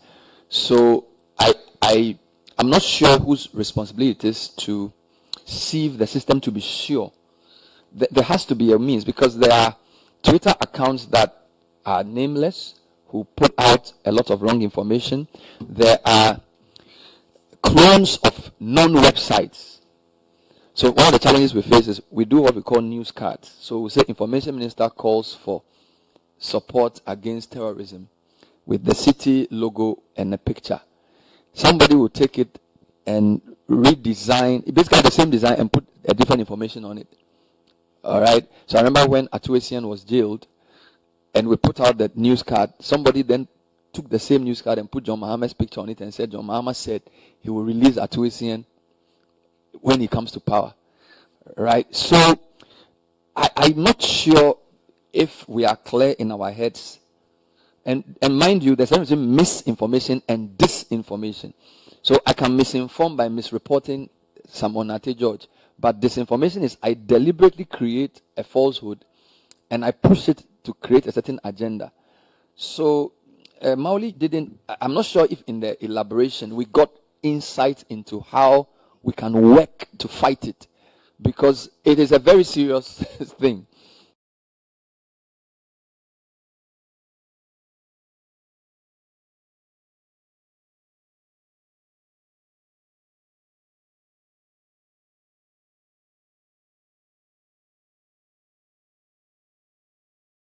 On the Online Safety Act, in collaboration with stakeholders, developing. Yes, I think there needs to be a national action plan, which would include possibly how to identify from a newsroom level and to respond to disinformation, because it is a very serious business for some people.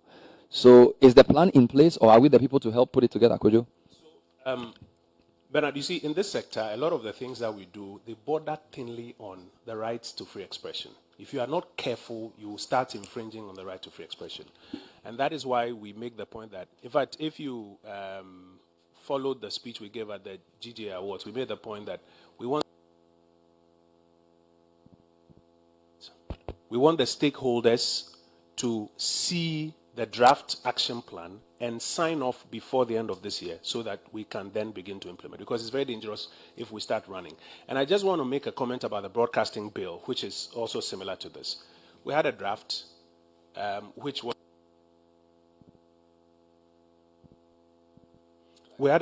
was overtaken by evolving issues in the sector. And so we jigged up that draft and circulated it to stakeholders. How many stakeholders did we send it to? About 21 stakeholders, that we need your input on this before we even proceed to Cabinet and Parliament. Because the moment we go lay something before Cabinet and Parliament, it generates a big public conversation. We need your input. How many? Only 6 stakeholders responded. Follow up. And that's why we make the point that we need a lot more collaboration. Because if we don't get that and we proceed to do anything, we acknowledge the problem, but if we proceed to do anything without inputs, sometimes we don't get it right. So in both areas, we need stakeholders to collaborate and help us to tidy it up so that we can agree on what the rules are, and then we can play by those rules. Thank you, Bernard. Let me not change to respond, but I'll say usually government has 4 things. So you have law. We learned this recently. So you make laws. You have procurement. You have money, but you don't. But most governments have money. But one of the most important things government has is convening power. Convening power. So you've brought us together. So, Mauli, I'm suggesting you sent this to 21 people. They didn't respond. But there are more than 21 people in this room. Right? So the same way we're able to get all these top-notch people to come here. If it is that important, look, if you send me a document and ask me to respond, there's too many things I have to do. But if you ask me to come for a 2-hour program and you manage to get me in the room and you say, this is the draft bill, this is page 1, what do you think? We'll work our way through it. So my point is that your convening power is very strong. All right? You're a former journalist. A lot of people here are here because of you. So you need to find a different way to get this action plan through. And the fact that only 6 have responded is neither here nor there. All right? That's what convening power means. So I want to encourage you to bring the stakeholders together and force a way of getting them to know what is in that action plan to make the inputs. So that's my response on behalf of the media side, because these people in this room.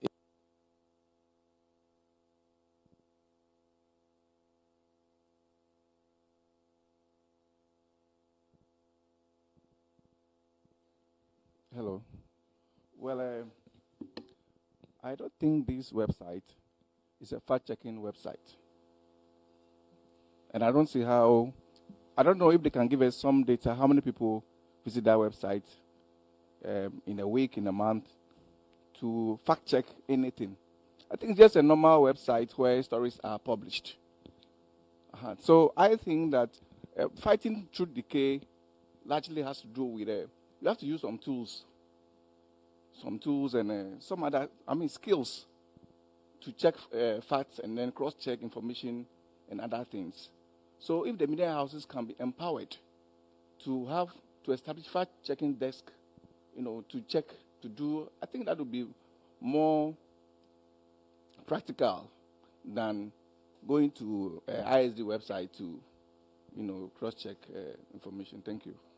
It's because it's Mauli who did this. Because I know, for example, there's Dubawa, who are a good fact-checking platform. There are about 3 or 4 which are doing very well, some of whom are supported by these institutions. So, but I'm sure he put this one there because that's a government one. But nobody believes that this is the only fact-checking system in Ghana. Was to say that on the disinformation, there's a lot of work to be done. And we see the need to work on the action plan. But the MPs who are on, you see, this committee is what to push whatever we agree in our sector. So I feel we want to get some bipartisan commitment from the 2 cousins before you go for your next meeting. So before Madam Chair comes in, it's clear some laws will come before you, broadcasting bill, all these things. What is your commitment to us as an industry that you support us to get these things through? Sly. Thank you. Chair and Honorable Minister and Deputy Minister, my colleague, Member of Parliament, and I've seen very good friends here.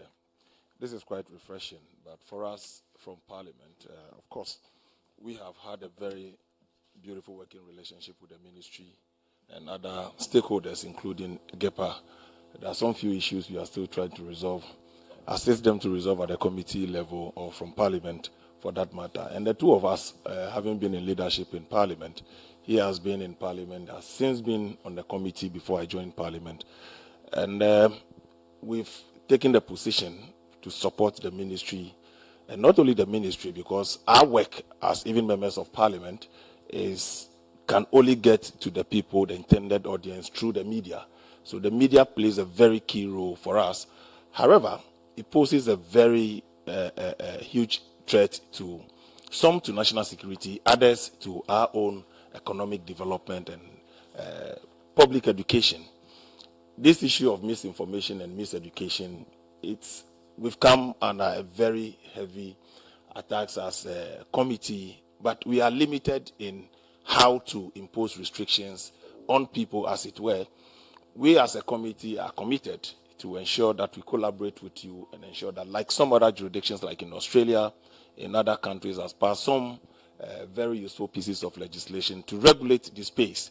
But that cannot be done with the collaboration of all the stakeholders gathered here. And that's why we need your support more. One of the key things that I want to talk about is about the gaps in the media space in terms of capacity that has been identified. I believe that there's been some effort from the ministry and government for that matter to ensure that we reduce the capacity gap in the media space. Looking at the number of stations that are coming up, we need them in our communities, in our regions and all that. Truly, the capacity of people manning these stations leaves much to be desired. And I think that we must intensify the effort of building the capacity of people manning our stations. If their capacities are not built, or they are only built on the day-to-day what they do there, even law and other things are left out. Obviously, whatever piece of legislation you pass to help to implement them will be quite difficult for us. So I believe that we should push and will continue to assist to push for government funding. If you look at the ministry, and I'm not because I'm on the side of government, the funding that goes to the ministry to support the work of the ministry has woefully been inadequate, and we've made that point forcefully, even on the floor of the House, that the Ministry of Information should be supported. Successive government have seen the ministry as only disseminating government information. Therefore, what goes to the ministry is always looking at government communication. But from what we are seeing here, it is obvious that the ministry has a bigger mandate that should be pushed bigger than what we've been doing. So for me, on our side in Parliament, 1 year left for this 8th Parliament to go to an end. Whatever the stakeholders are bringing before Parliament, we are committed to ensure that we work to see it bear fruit for all of us. Thank you very much. Do I take it he's spoken for you as well? Okay, Samuel George, go ahead. I believe that, and Madam Chair, Honorable Minister, Deputy Minister, my colleague, Honorable Sly, friends of the media, I share largely the views that he shared, because at the committee level we are bipartisan, and so I'm not coming to challenge any of the things he said. I largely agree. In fact, last year when we were debating the ministry's budget, I rose on the floor and said that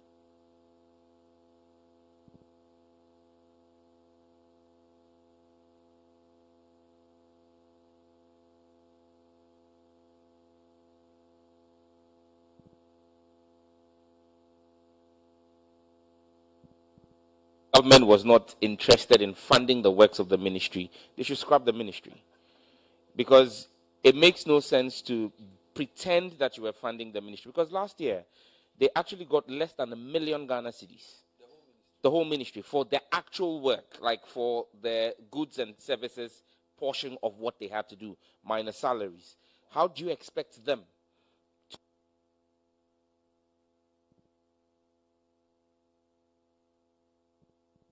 You need to finance what they're doing, and the work they do carries on with you. But for me, I just wanted to find out from the minister if he considers the select committee, not Parliament, the select committee as a stakeholder. Because I hear a lot, because there's one thing bringing a bill to Parliament, which then gets referred to us. But then that's Mr. Speaker's referral.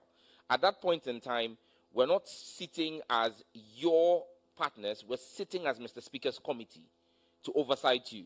But in the work you're doing, I'm hearing the National Action Plan, I'm hearing stakeholder engagement, you sent a draft to 21 people, nothing has come to the committee, the select committee. And so if the select committee is not engaged as a stake,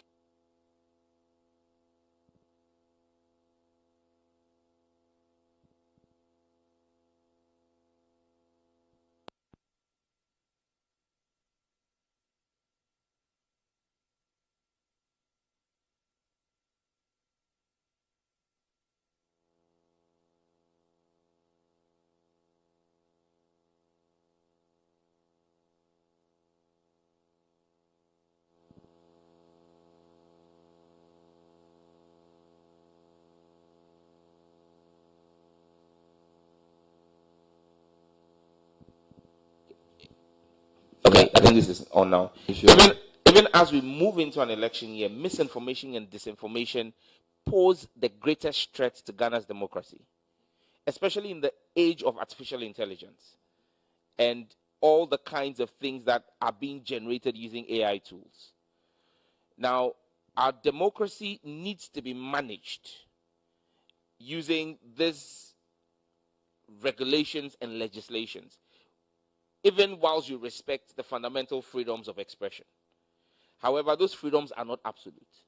And so we need to find how to, so I wanted to find out what is happening relative to the archiving of our public records. And again, even with archiving of our public records, because the RTI makes exemptions based on national security and other considerations, what is the classification mechanism that we have agreed on for declassification of material? 5 years, 10 years, 20 years, 25 years, 50 years. What can be classified and for how long can it be classified? We need to have this. And the last point is, I saw that, I think in the last slide, they said legislation is one of the challenges. When Mauli said legislation is one of the challenges, I nearly stood up and raised my hand to ask, but Minister, we are your friends. Even the opposition on the committee has a fantastic working relationship with the Minister for Information. And so I'm unaware of anything that has come to Parliament from the ministry that has not enjoyed bipartisan support.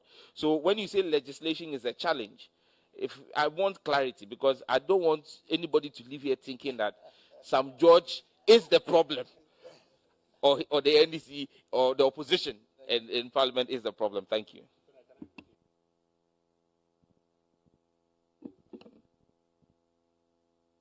So Bernard, very quickly, I think that when it comes to classification and declassification, the State Secrets Act already has some contours there. And the RTI Act operates under the assumption that apart from things that are exempt, all of those other things, you would apply in accordance with the Procedure and Act 989 for it. So on matters of classification and declassification, I'll leave it to questions of the State Secrets Act. Now, the action plan against disinformation and misinformation is supposed to be our agreed plan as stakeholders. And that agreed plan will include, for example, amending or possibly amending some of the laws that exist currently. The Electronic Communications Act, for example. It would also possibly include learning from other pieces of legislation globally. I think it's in Australia now that they have the Online News Act or so. And then in the UK, they have the Online Safety Act. How do we draw lessons from those while amending, etc.? We've already got a broadcasting bill draft, and that's what I meant when I referred to 21 stakeholders, 6 of which only gave us feedback for it. Yet we have proceeded with that to now get a collaboration or an understanding between the NMC and the NCA on the role of either institution under the new broadcasting bill, which is yet to come to Parliament. And I take in good faith your point that the Committee on Communication should be considered as a stakeholder to be engaged now, even before we come to you as legislators who will be looking at that. And I think that's a point that is very well made. On the supply side, what is under our control is the Access to Information Division of the Information Services Department, which has recruited, trained, posted over 350 information officers to public institutions, and has worked with the RTI Commission to designate another about 200 plus for the purposes of supplying information at the almost 600 public institutions in the country. And I come to Parliament every year to give an update of what we are doing on the supply side. On the demand side, again, working with the RTI Commission, we do a lot of public education to generate demand. As I speak to you currently, the commissioner and his team are in Damongo on public education, aimed at whipping up some more demand for it. And then they do the regulatory side of it, where if people are displeased with the kind of determinations that are being made in institutions, they are adjudicating, they are sanctioning, and we give them 100% support, even to sanction ministers, ministries, public agencies. PRAD does not sit under us. We have no superintendents over PRAD. So PRAD is considered as one of the 600 public institutions for the purposes of RTI. So somebody can apply there asking for information that is within their custody. And so those are the answers that I'll give in this space. And we look forward to engaging some more. On the matter of legislation challenges that Mr. Sigbifia speaks about, my understanding of it is that he's talking about the difficulties in getting stakeholders to help us work our way around legislation. And that fits into your earlier point that it is a very thin line. Unlike other areas where I think that it's easy to pass laws, ours is very delicate. And like you mentioned, especially heading to an election year, you don't want to rush to Parliament with some piece of legislation.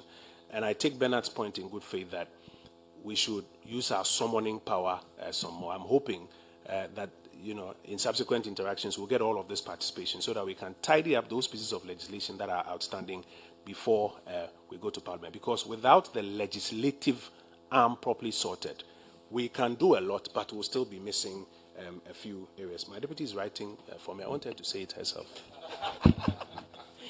Okay, so Honorable Minister, Madam Chair, with your kind permission, with regards to archiving, although PRAD is not directly under the Ministry of Information, I know when I have worked at records of one of the public institutions, so I know when the requests go there, staff are required to go to PRAD. But there is another component of archiving that the Ministry of Information is an important stakeholder, which is the archiving of film materials. And as we speak, we have Ghana's film materials from 1930 to 1990 in London, which government is mobilizing a delegation. We've already written to ISD, GBC, NAFTI, GAFTA, and all stakeholders that have technical representatives to go for a one-man training in London so that Ghana can reacquire all our national films from 1930 and also hand them over to our relevant stakeholders for purposes of research, among others. And the Presidency and the Honorable Minister for Information have been working on this project for about 2 years so that we can reclaim those materials for the purpose of research. So for that part, we are working on it, but for the PRAD, they are collaborators, and we train our RTI or officers from ATI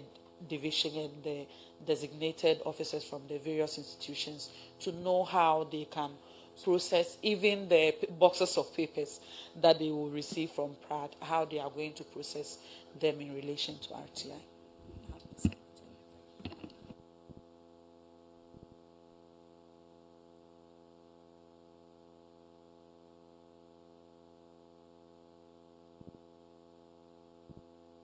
The last item is the egregious media content, which is less than a week old.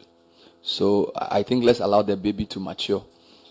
So after your comment, are there any other comments? I want to, yes, Sule will take a comment, then I'll yield to the chairperson to summarize. So Samson. Yes, so first I just wanted to give information that by the RTI Act, information that is classified is declassified after 30 years.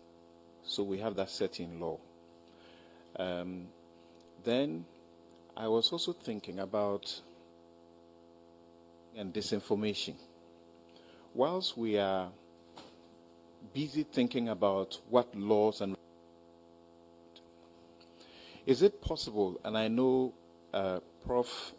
Odrigajepo and Sule for thinking this way, that we should not be criminalizing news. When we removed libel, criminal libel, and we left Section 208, publication of false news, where you could get up to 3 years for that publication, and subsequently the Electronic Communications Act, where we enhance publication of false news by 5 years. Whilst the media hates the idea that someone publicizing false information will be criminally punished, is it possible for a certain understanding to be reached so that we come to appreciate that the dangers, there are real dangers of false publications? Like the examples you gave, they are no joke. So if we don't agree to a certain extent that something must exist to deter, then we are in trouble.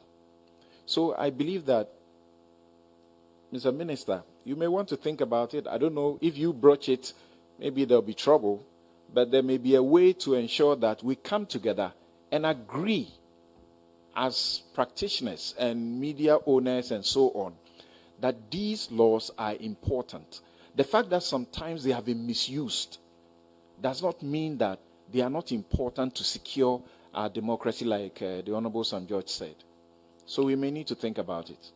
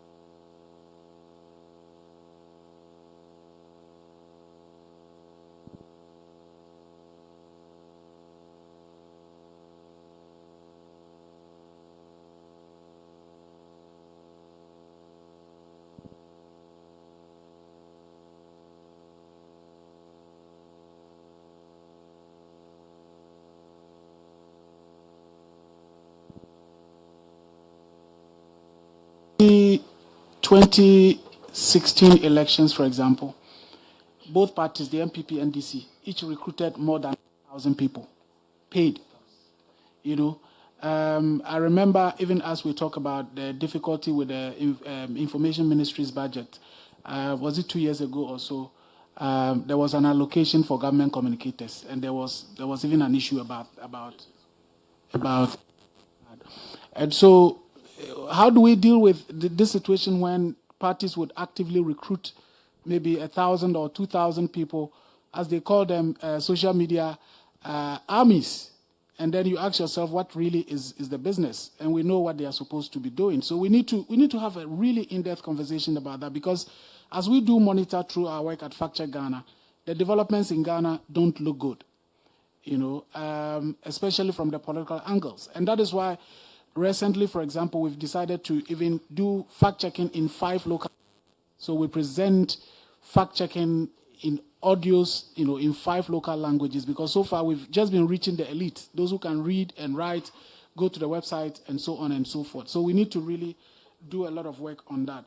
And because we are just wrapping up quickly, on the capacity building, Ben, I think I would use your case as an example.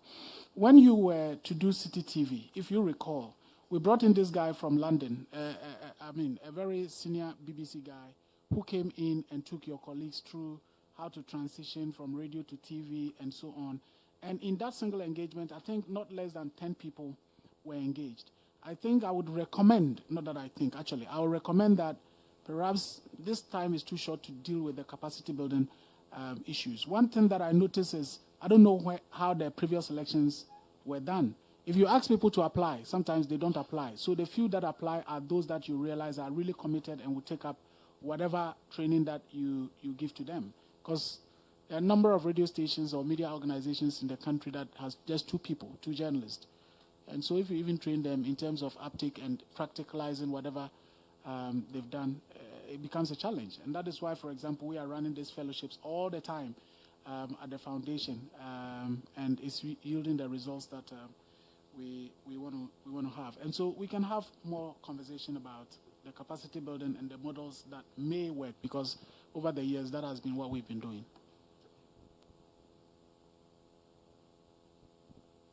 Thank you, Honorable Minister, Deputy Minister, Chief Director, members of Parliament, and colleagues. I'm not going to sum up. I think that there's a lot of ideas that have come up, points that have been made that are important. But I am going to pick up on a couple of things. Of course, we're starting with the Media Capacity Enhancement Program. And I think we all have to agree that even though a certain outline was fashioned for the training, it's got to be constantly reviewed and updated. And if you ask me, one of the 2 important things, skills that have to be taught is verification within newsrooms. It's okay to have fact-checking sites, but journalists need to have a strong culture of verifying, particularly traditional media journalists. You are our last bastion with social media and misinformation and disinformation. We ought to come to a point that says, can this be true? Let me see if City FM has it. Then we know we have arrived, you know. But, I mean, we've done research in our school that shows that there's a weak culture of verification in newsrooms. So that's important. And that's why I like the idea that we should stick to the trainer of trainers, so that when the senior journalists and editors within the newsrooms are trained, it will percolate down. How to do that? I mean, I've heard people say they don't come, but I think that those who have these programs should get to the point that says, let's be sure who is on our list. And if the person is too junior, then replace them with somebody else from another newsroom that will be senior. Rather than just say, well, this newsroom sent this person, even though the person is a national service person, well, that's who they sent. I think we need to work a little bit more strongly in making sure that the right people come. Which brings me to a concern, and again, this is a dialogue that we need to continue to have, a concern that wasn't raised here, but retention, okay? Because even the people that are trained may not be retained. And so how do you deal with issues of retention? And I know it's a complex issue, but we almost need a stakeholder discussion around retention and sustainability of media operations, because the 2 are linked. And then the upscaling of this training. There are just too many media organizations in this country. We have to think of ways of upscaling the training, because I'm hearing we don't have money to do the training, and we have this on the books, but we were not able to do it. How do we upscale so that simultaneously a lot more people get the training? It's not, what I'm hearing is a training in Ibri, that means Accra people, a training in Kumasi. But how about all of the other regions around the country? And sometimes those places need even more training than those in Accra, and we have to be sensitive to that. The broadcast bill is as the minister knows, it's something that we started working on when I was but a child, and it's surprising that it still is where it is. And so, Bernard, thanks for your suggestion that you actually create space to bring all these stakeholders, give them 3 hours, and they will give the feedback. We have to work around it and update it. I think an important issue is the safety for journalists issue that we're all concerned with. Tomorrow on my agenda is going with Latif, who used to be at Joy FM, giving protective equipment city. You guys are on our list. GBC is also on our list.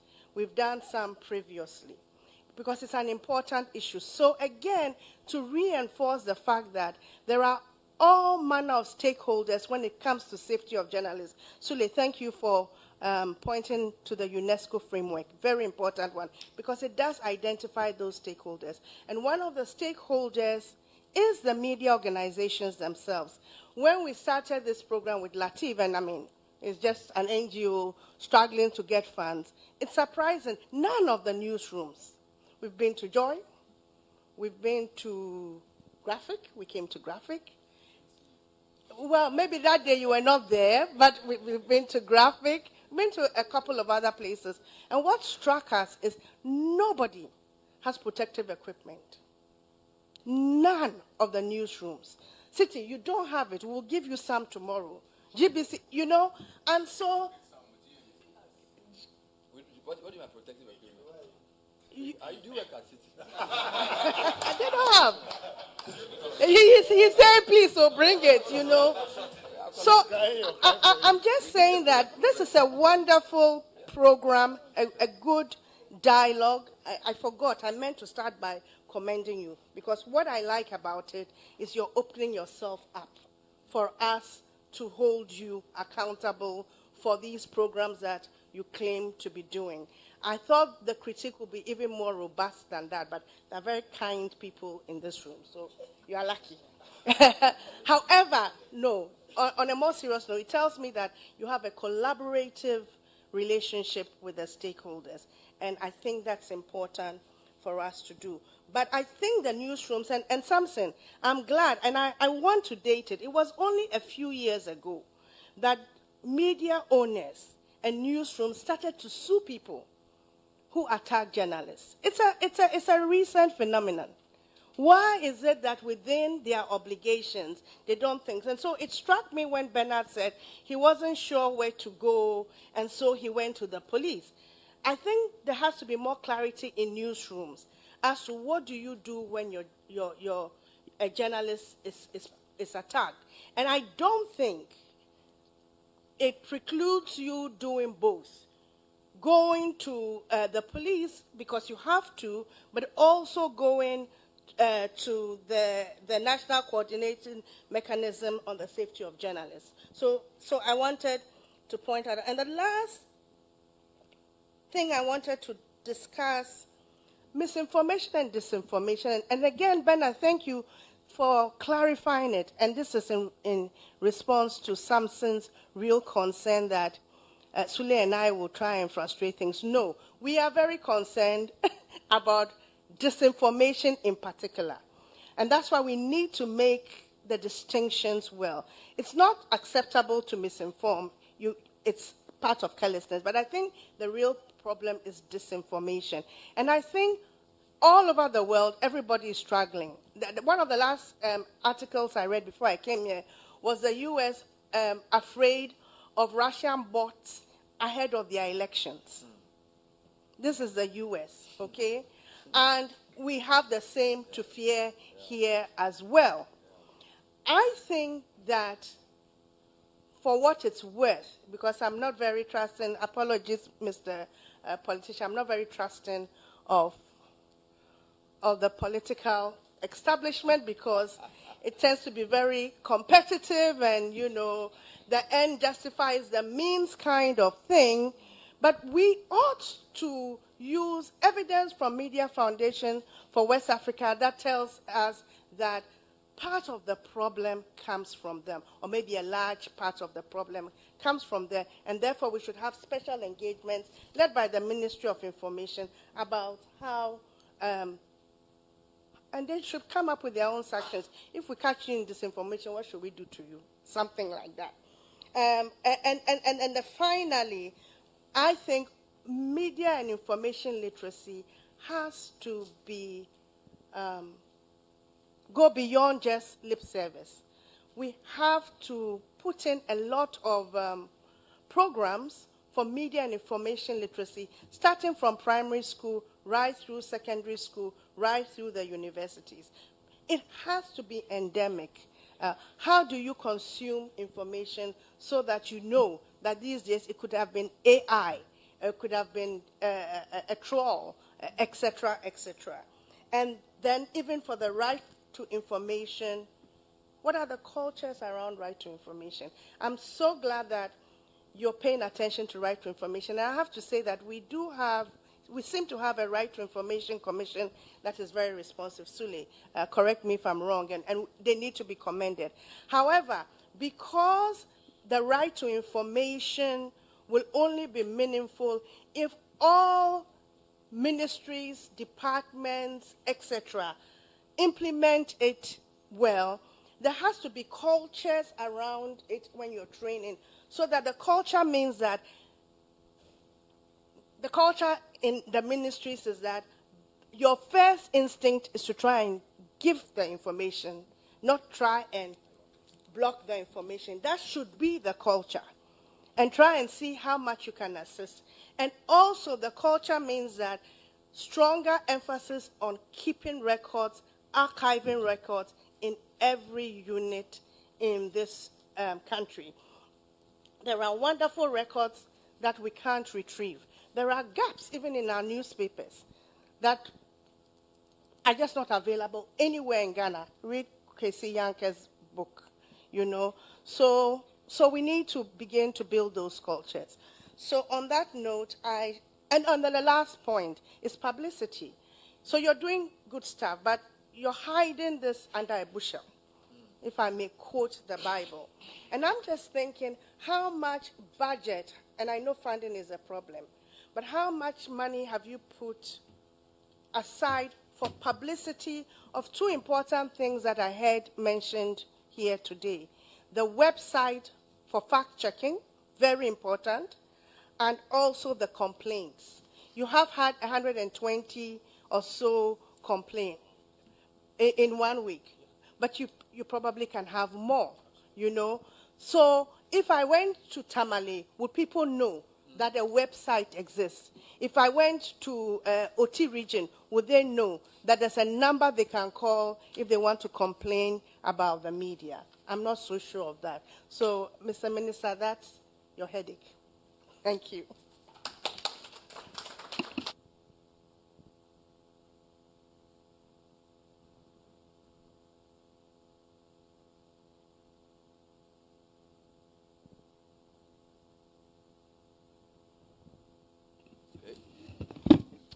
If you can hear me, I want to acknowledge the presence of Dave Agbenu. He's a big man at Ghanaian Times. I'm not sure what your role is now. Yeah, editor at Ghanaian Times.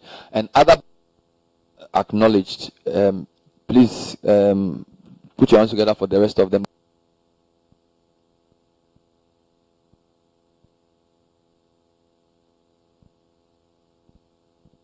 Invite the Honorable Deputy Minister, Honorable Fatimatu Abubakar, to close us with her remarks. Thank you.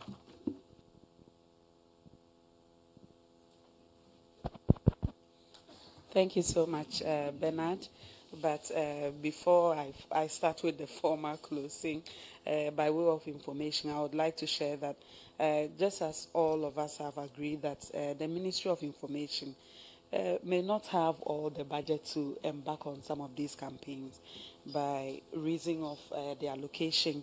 That is why there was a budget component for the various ministries dubbed communications budget, so that we can use that to pay for the mass media campaigns and not necessarily to give to communicators, because as you are aware, Ghana's media space is mostly privately owned, and even the state-owned media, if you want to share some works that government has done, it's not free, and we are trying as much as we can to be able to contain those items, although we may not have the funds.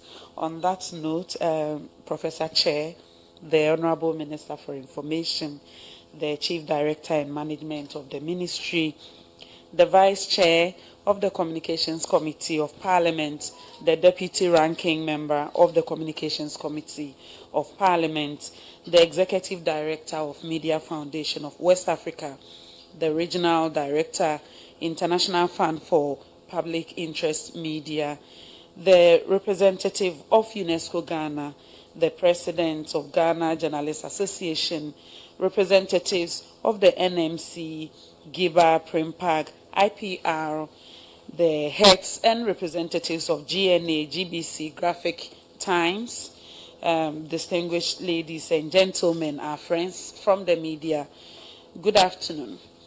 On behalf of the Honorable Minister for Information, Management and staff of our ministry, I would like to express our profound gratitude to each and every one of you for your active engagement in this important forum to review our media support programs.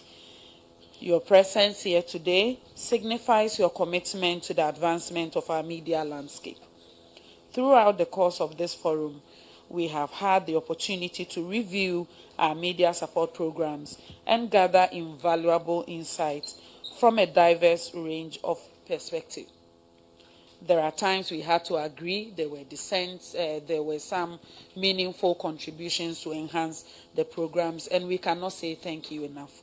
You've done a very good work. Your contributions have also been good in helping us understand the strengths and areas for improvement in our initiatives. I am pleased to witness the collective dedication and passion displayed by all stakeholders present here today. Your feedback and suggestions will play a crucial role in refining our media support programs, ensuring that they are more effective, responsive, and aligned with the evolving needs of our society. Professor Chair, as we conclude this forum, I encourage all of us to continue the dialogue and collaboration beyond these walls. Let us maintain an open line of communication, fostering partnerships that will enable us to build a stronger, more vibrant media ecosystem. Together, we can create an environment that upholds safety of journalists, professionalism, and ethics in journalism. In closing, I extend my deepest appreciation to our collaborating stakeholders, UNESCO, NMC, Primpag, GJA, Media Foundation for West Africa, IFPIM, and GIBA for their constant commitment and support to the Ministry of Information. To our chairperson, Professor, we appreciate your presence and the insight you have shared with us today. We also want to appreciate Mr. Bernard Avle, our moderator extraordinaire, our poised moderator, for engaging and guiding the discussions to a fruitful end. Also to the organizing committee and all our invited guests, including the media, who have contributed to the success of today's forum. Your hard work and dedication have made this event a resounding success. Thank you all once again for your unwavering support and commitment to the media support programs.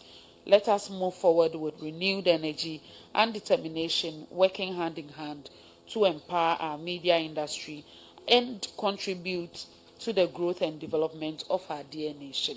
Wishing you all continued success in your endeavors. Thank you.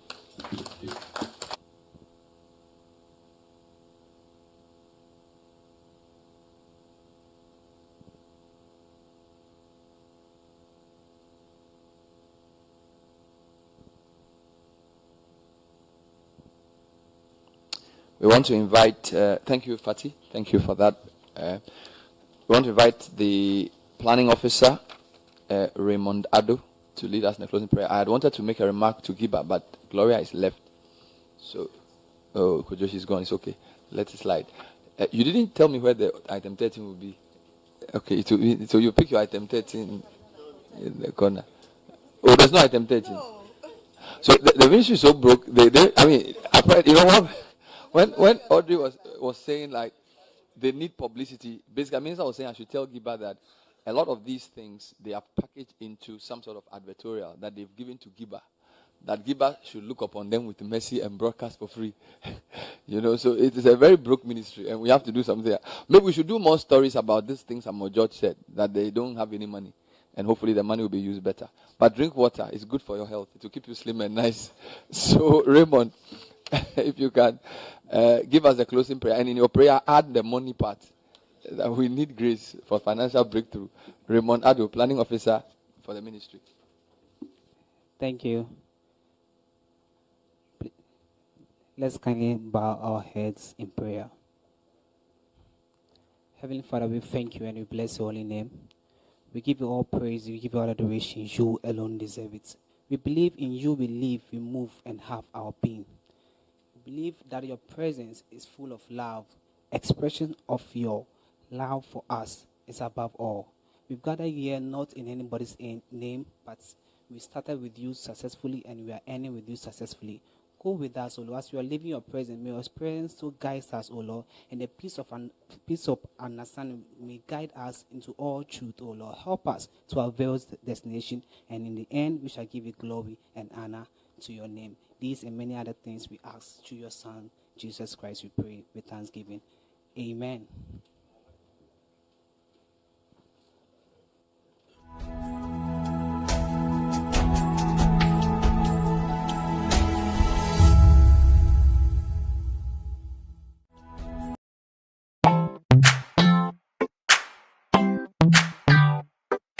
Sweetheart, be mindful of your health. Dear products na dear makeup. I welcome you to Sigma Health and Beauty. You can call us the Beauty Embassy. Who pursue beauty more revealed with quality makeup products. There is only one place. The Sigma Health and Beauty 2022 Ghana Makeup Awards Beauty Retail Business of the Year. Of course, we are the defending champions. World-class makeup brands and Kwanyet on, you name it. Maybelline, Dark and Lovely, House of Tara, and many more. Your professionalism in the beauty industry is unmatchable. Brahmi ensure the proper way of applying our products. Sigma Health and Beauty, Yewa Accra, Makola, Georgina Stores, and Rollins Park, Gate 4. Fryer 0248 138 596 and 0201 408 186. Or visit our online shop at www.beautyavenuegh.com. Sigma, your beauty, our joy.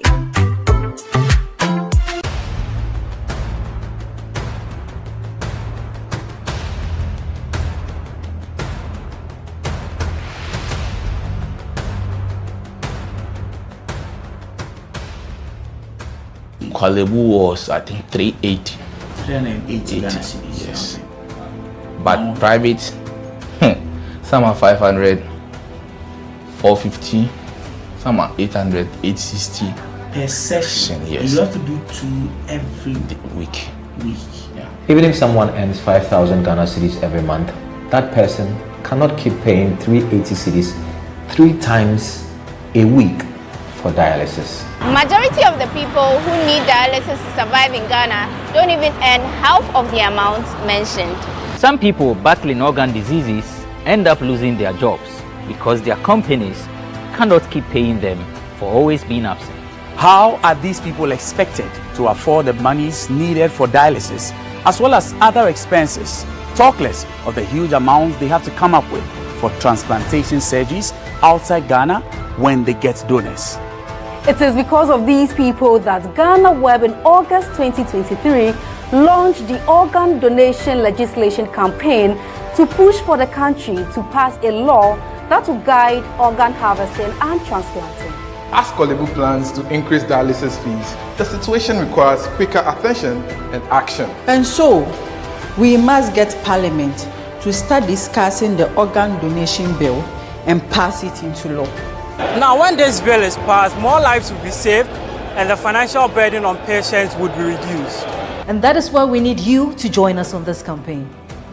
Join the campaign by sending a 1-minute video of yourself sharing why Ghana needs a legislation on organ donation now to editor@ghanaweb.com or via WhatsApp 0552 699 625. Alternatively, you can share the video directly on your social media handles with the hashtags #PassOrganDonationLaw and #LegalizeOrganDonationNow.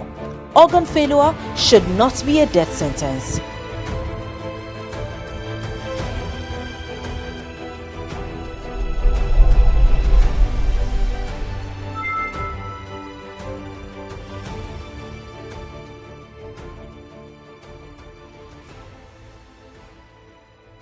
Everyone needs the perfect snack to munch on during a fun moment. Wow. Enjoy the tasty McBerry Twist cupcakes, deliciously baked and packaged for a sweet treat. Premium quality cakes baked with love for all, enriched in butter and milk. Yummy.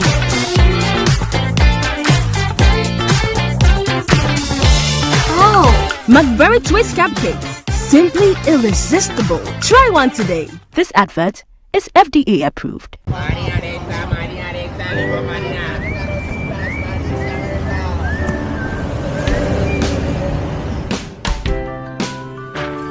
I want you so bad, Alpha Cracker. I want you. I wanna say yes, I can't resist. I want you. Ooh, I want you, Alpha Cracker. I want you so bad, Alpha Cracker. Don't me call one casa. Have a goodness rich in milk and butter in Alpha Cracker. Yummy and deliciously crunchy. But I can't resist you. Alpha Crackers, simply irresistible. This advert is FDA approved.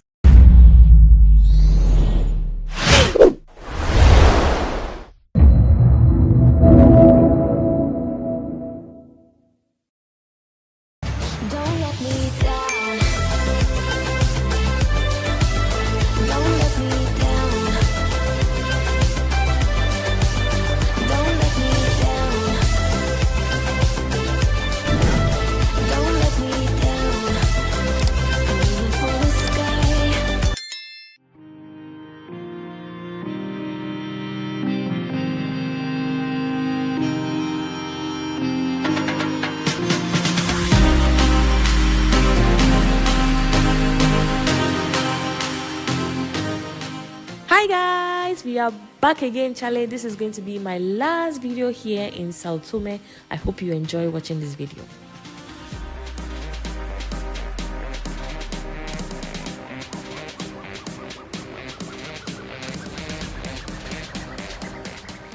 This is my full experience in Sao Tome. This trip was organized by me and 3 other friends. We got our return ticket for 4,100 Ghana cedis, which is about $348 US.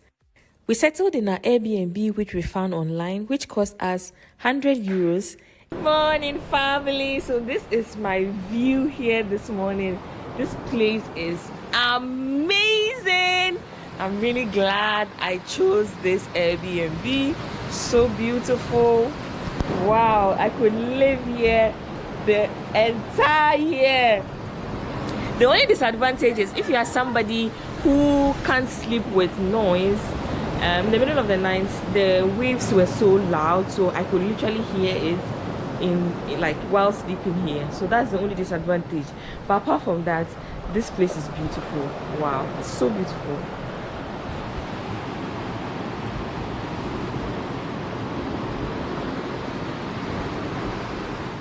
And moved to another Airbnb space after 2 nights to this beautiful place, which cost us 150 euros a night.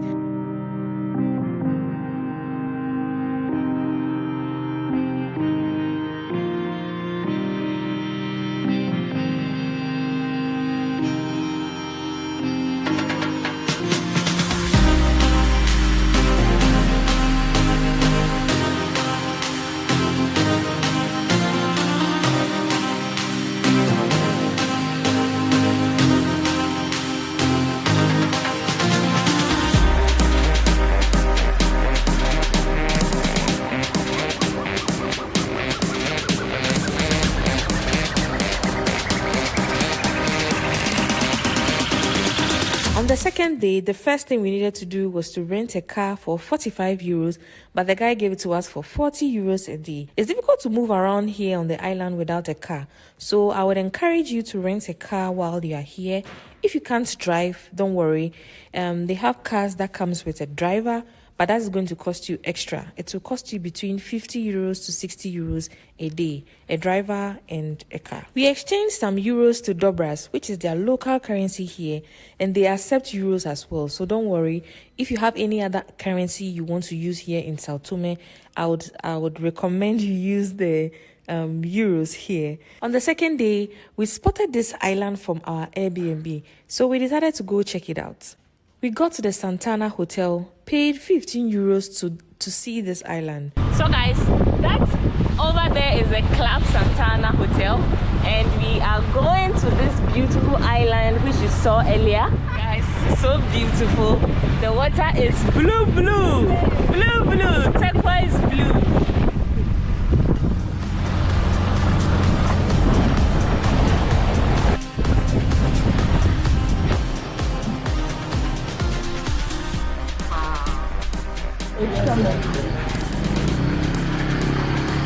We are through. Let's go. We tried a local meal after.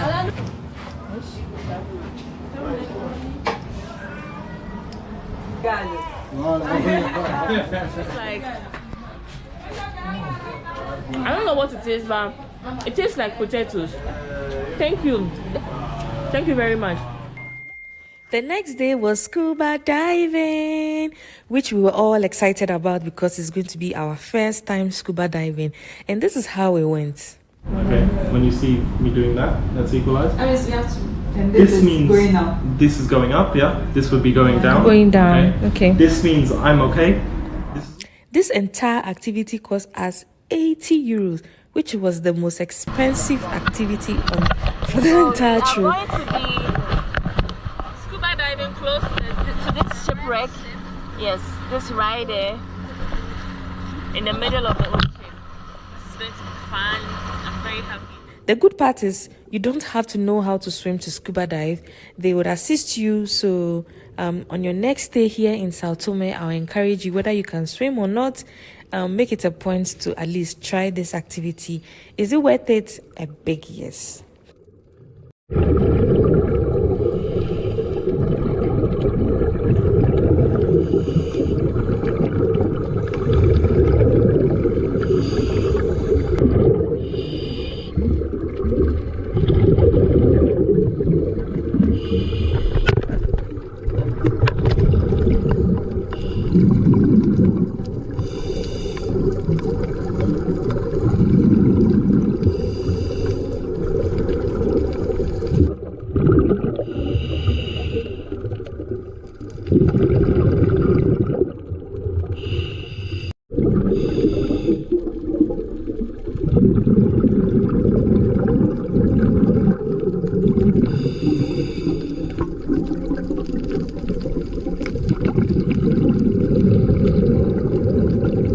So we ended the day having pizza and visited the Hellmouth. This is a beautiful place. I would encourage you to visit.